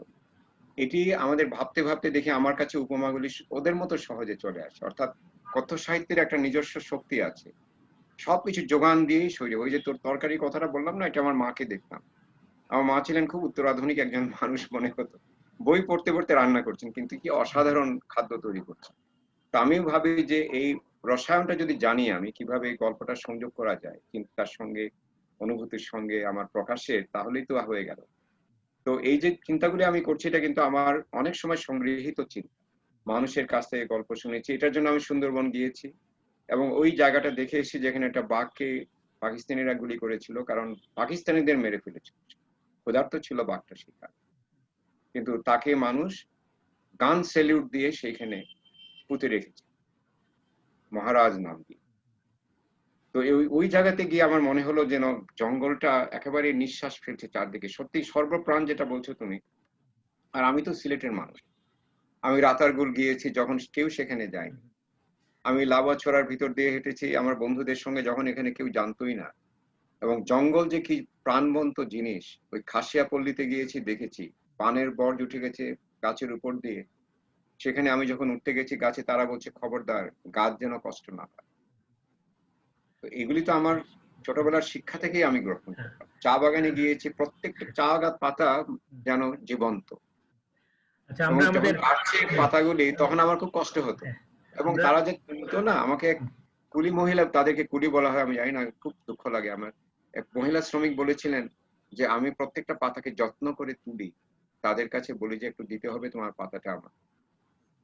এই কত সুন্দর এক কথাগুলো, এগুলি যদি আমার থাকে জীবনে, তাহলে আমার ভাষাটা এমনিতেই চলে আসবে না। চমৎকার উত্তর হয়েছে। আমরা এবার স্যারের মঞ্জুর ভাইয়ের পাঠ শুনতে যাব, তার আগে দুটো মন্তব্য আসছে, আমি শুধু এগুলো পড়ে শোনাচ্ছি, কোনো বক্তব্য নেওয়ার দরকার নেই। ফারিয়া দিলশাদ মৌ লিখেছে, আসসালামু আলাইকুম শ্রদ্ধেয় স্যার, আমি ঢাকা বিশ্ববিদ্যালয়ের শিক্ষার্থী, স্নাতকোত্তর পড়ছি, পাশাপাশি বিটিভিতে সংবাদ উপস্থাপনা করছি। আমার পরম সৌভাগ্য যে আজ এই প্রোগ্রামের মাধ্যমে আপনার মূল্যবান বক্তব্য শুনতে পাচ্ছি, এই জন্য কৃতজ্ঞতা সালাউদ্দিন স্যারের প্রতি, যার মাধ্যমে আজকের এই প্রোগ্রাম সম্পর্কে জানতে পেরেছি। আমার ভাইবা বোর্ডে আপনাকে পেয়েছিলাম স্যার, আপনার উপস্থিতি আমাকে সাহস এবং অনুপ্রেরণা জুগিয়েছিল, আপনার প্রতি আমি চিরকৃতজ্ঞ। আপনার দোয়া নিয়ে আরো সামনে এগিয়ে যেতে চাই স্যার, আপনার দোয়া প্রার্থী। ফারিয়া দিলশাদ। আর মুস্তাফা হোসেন, উনি একজন লেখক, তিনি বলেছেন অনেক প্রিয় কথাশিল্পী, মানুষ হিসেবেও স্যার মুক্তিযুদ্ধ ভিত্তিক নতুন উপন্যাস লেখার কথা শুনছিলাম, কবে নাগাদ দেখতে পাবো? যাই হোক, আমরা তার অপেক্ষায় আছি। আমার মনে হয় এখানে আর কারো কোনো মন্তব্য বা প্রশ্ন নেই, তাহলে আমরা একেবারে যে শেষ পর্ব, অর্থাৎ আপনার একটা পাঠ, একটা সংক্ষিপ্ত পাঠ আমরা শুনতে চাই, কি লিখছেন বা আপনার কোনো নির্বাচিত লেখা থেকে হলেও চলে। এই এরপর পাঠটা, এটা পাঠের আমি হুম, এই গল্পটা আমার খুব প্রিয় একটা গল্প। সেই গল্পটার নাম হচ্ছে খড়ম। তো তোমরা কি ওই কি নাম খড়ম বললেন? খড়ম। আচ্ছা। খড়ম খড়ম তো তুমি দেখেছো না? এক সময় ছিল, এখন আর আমরা খড়ম নেই। নিজেরাই পড়েছি ছোটবেলায় গ্রামে। ও তাই? আচ্ছা, হ্যাঁ, হ্যাঁ, ওই হ্যাঁ, হ্যাঁ। খড়ম দেখেছো যে একটা কিলক কি লক? সামনে বুড়ো আঙুল? হ্যাঁ, সেটাও দেখেছি, সেটাও এটা যে দেখেছি। কিভাবে মানুষ পড়তো আমি জানি না, কিন্তু এটা পরে আমি বৃদ্ধদেরও দেখেছি ধাম করে হেঁটে যাচ্ছে। তো ওই বিষয়টা। আর একটা ছেলে ওই মেডিকেল পড়তো ঢাকা সিলেট মেডিকেল কলেজে, ওর বাবাকে আমি চিনতাম। তো ওর যখন পুলিশের মানে বামপন্থী সংগঠন করতো, পুলিশের খাতায় নাম, তাকে ধরলেই পিটায়, থাকে না পুলিশের হাতে সুখ মিঠানোর মতো কিছু মানুষ থাকে, বিশেষ করে এরশাদ আমলের কথা বলছি। তো সেই সময় ওই গল্পটা আমাকে খুব প্রবল ভাবে নাড়া দিয়েছিল, সত্যিকার গল্প। তো সেই আমি তার বাবাকে আমি চিনতাম, তো কিন্তু আমার থেকে বয়সে অনেক বেশি ছিলেন তখনকার দিনে, এখন হয়তো আমার তো সেই বয়স। যাই হোক, উনি বলছিলেন যে আমি যখন তাকে আনতে গেলাম, দেখি আমার ছেলে যে আমার খড়ম পড়া নিয়ে তার ভীষণ রকমের একটা প্রতিবাদ, তাই পুরনো জিনিস নিয়ে ঘুরে বেড়াও। ওই ছেলে তখন যত্ন করে তার টিউশনি করতো, টিউশনির টাকা বাঁচিয়ে বাবার জন্য বাটার স্যান্ডেল কিনেছে, কিন্তু বাবা সেটা পড়েন না, কারণ তিনি তো ওই খড়ম পড়তে পছন্দ করেন। তো বলছেন আমি যত্ন করে বাটার স্যান্ডেলটা রেখে দিয়েছিলাম। ওটা দেখে সে বললো যে কি করো এই সমস্ত পুরনো জিনিস, লুঙ্গি পরো, এই করো সেই করো। ছেলেটা কিছুতেই পছন্দ করে। তো বলে যখন আমি তাকে আনতে গেলাম হাজতখানা থেকে, একবার সে পুলিশের পিটুনি খেয়ে হাজতখানায় অচেতন পড়েছিল, প্রায় অচেতন। তাকে আনতে গেলাম যখন, তখন ছেলেটা তাকে জড়িয়ে ধরলো। ঠিক এই কারণে না, বাবাকে পেয়েছে, বাবার ঘ্রাণ নাকি আগে পেয়েছে, আমি ঘ্রাণ থেকে চলে গেলাম, আমার গল্পটা আমি সেখানে আমি বাঁক ফিরিয়ে দিলাম। এটা হচ্ছে এরকম যে বাবাটা যাকে সে প্রাচীনপন্থী বলে সবসময় সমালোচনা করত, সেই প্রাচীনপন্থী বাবা যখন এসে শুনলেন তিনি তখন সিলেটে ছিলেন না, যখন ছেলেকে নিয়ে গেছে তিনি ভীষণ ক্রুদ্ধ হয়ে ছেলেকে আনতে গেছেন হাজত করে। তিনি আবার বেশ বড় ব্যবসায়ী ছিলেন এবং তার বিশাল একটা গুরুত্ব ছিল শহরে, কাজে তাকে পুলিশ প্রত্যাখ্যান করবে সেরকম সম্ভাবনাটা কম। তো তখনও ছেলেটাকে নিয়ে হাজত ঘরে রেখেছে, তাকে আদালতে চালান করেনি ইত্যাদি, কাজে ছাড়িয়ে আনতে সাহায্য হলো। আর দু একজন রাজনীতিবিদ সাহায্য করেছিলেন এরশাদের সময় যারা ছিল। তো এই বাবা কিন্তু আনতে গেছেন, এটা হচ্ছে ছেলেটা মার খেয়ে হাজতখানায় পড়ে আছে, এটা হলো ব্যাকগ্রাউন্ড। খট খট খট খট, ওই যে হরণ, আবার সেই শব্দ, মানে কয়েকবার শুনেছে ছেলেটি, কিন্তু অচেতনের মাঝখানে উঠে যাচ্ছে, সে বিশ্বাস করতে পারছে না কিসের শব্দ। তো আবার সেই শব্দ, এবার অনেক জোরালো, অনেক পরিষ্কার, এবং ক্রমেই সেই শব্দ বাড়ে, যেন কেউ খড়ম পায়ে দ্রুত ছুটে আসছে হাজত ঘরের দিকে। খড়ম পরা পা দুটো কাঁপছে, কোনো আশঙ্কায় অথবা ক্রোধে, অথবা আশঙ্কা এবং ক্রোধে। এবার এই শব্দকে অস্বীকার করতে পারে না রাসেল, ছেলেটার নাম রাসেল। না, এ শব্দ তার মাথায় তৈরি হচ্ছে না, তার ভেতরে কোনো আশাবাদী গোপন অলিন্দে এটি উৎপাদিত হচ্ছে না, এটি তৈরি হচ্ছে হাজত ঘরের বাইরের লম্বা টানা বারান্দায়। হাজত ঘরের অর্ধেকটা জুড়ে দেয়ালের পরিবর্তে লম্বালম্বি লোহার রড। হাজত ঘর থেকে বাইরেটা সহজেই দেখা যায়, বাইরে থেকে ভেতরটাও। সেই বাইরের অর্থাৎ বারান্দার দিকে মুখ করে মেঝেতে শুয়েছিল রাসেল। খটখট খটখট শব্দটা শুনল সে কিছুক্ষণ, এবার তার সময় লাগলো না জানতে, না বুঝতে এই শব্দের উৎস কোথায়। তার সময় লাগলো না জানতে অথবা বুঝতে এই শব্দের উৎস কোথায়। এর উৎস এক পাটি খড়মে। মানে মিলে গেল না, ওই খড়মটা আর কি, বাবার খড়ম। এখন রাসেলের চোখ দিয়ে রাসেল যা দেখলো, দু পায়ের বড় আঙ্গুল এবং প্রথমা দিয়ে যেভাবে ওই কিলকলা খড়ম করতে হয়, প্রচন্ড ক্রোধে কেউ যেন চেপে ধরেছে খড়মের পেগ অথবা কিলক, ওটাকে কিলকই বলি, আবার কেউ কেউ পেগও বলে ইংরেজিতে। এবং অসম্ভব ক্ষমতায় এবং তীব্রতায় খড়ম দুটি উঠছে নামছে এগিয়ে আসছে, যেন এখনই তারা ভেঙে পড়বে জগৎ সংসারের ওপর। এবং বিরাট লম্বা একটা বাক্য সেখানে, জগৎ সংসারের উপর পিটিয়ে তক্তা করে দেবে বন্দুক আর সঙ্গিনওয়ালা হাতগুলিকে, ক্ষমতার তেল লেপা মাথাগুলোকে, লাঠি হাতে ভয়ানক দত্তগুলোকে। রাসেল আরো দেখলো খড়ম পরা পায়ের ওপর তীব্র আক্রোশে নাচছে একটি সাদা লুঙ্গির পাড়। ওই বাবার সাদা লুঙ্গি। তীব্র আক্রোশে নাচছে একটি সাদা লুঙ্গির পাড়। সফেদ একটা ঘূর্ণি উঠছে সেখান থেকে, যার শক্তির নিচে অসহায় হয়ে পড়েছে খাকি প্যান্ট আর ভারী বুটগুলো। রাসেলের অভিমান বাষ্প হয়ে চোখ ঢেকে দেওয়ার আগে সে দেখলো পিতামহের পায়ের ছাপ লাগানো। এতে তার পিতামহের খড়ম। সেই জন্য সে বলতো যে পুরনো খড়ম দিয়ে কি হবে, নতুন খড়ম কেন ইত্যাদি। পিতামহের পায়ের ছাপ লাগানো দুটি খড়ম যেন টিপু সুলতানের দুই কামানের মহিমায় ঘুরিয়ে দিচ্ছে চারপাশের সব দেয়াল এবং দেয়াল গরাদ। আর আমি আবার পড়ি, আমার মানে নিঃশ্বাস নিতে কষ্ট হচ্ছে কারণ প্রচন্ড গরম লাগছে এখন। ফ্যানটা বন্ধ করে দিয়েছি কারণ শব্দ হচ্ছে বলে। আমি আবার পড়ি। রাসেলের অভিমান বাষ্প হয়ে চোখ ঢেকে দেওয়ার আগে সে দেখলো পিতামহের পায়ের ছাপ লাগানো দুটি খড়ম যেন টিপু সুলতানের দুই কামানের মহিমায় ঘুরিয়ে দিচ্ছে চারপাশের সব দেয়াল গরাদ। আর যারাই দাঁড়াচ্ছে তাদের সামনে তাদের দিকে দেগে যাচ্ছে অবিশ্রাম গলা, খটখট খটখট খটখট। এই গল্পটা শেষ। অসাধারণ। তো আমরা একদম শেষ পর্যায়ে। এবার আমি আপনার আমাদের একটা আনুষ্ঠানিকতা, একটা উপসংহার বক্তব্য।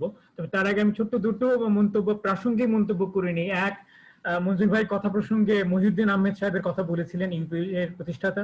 তিনি এই মুহূর্তে করোনায় আক্রান্ত হয়ে ভুগছেন, গভীরভাবে ভুগছেন। আমরা সবাই তার আশু রোগমুক্তি কামনা করি।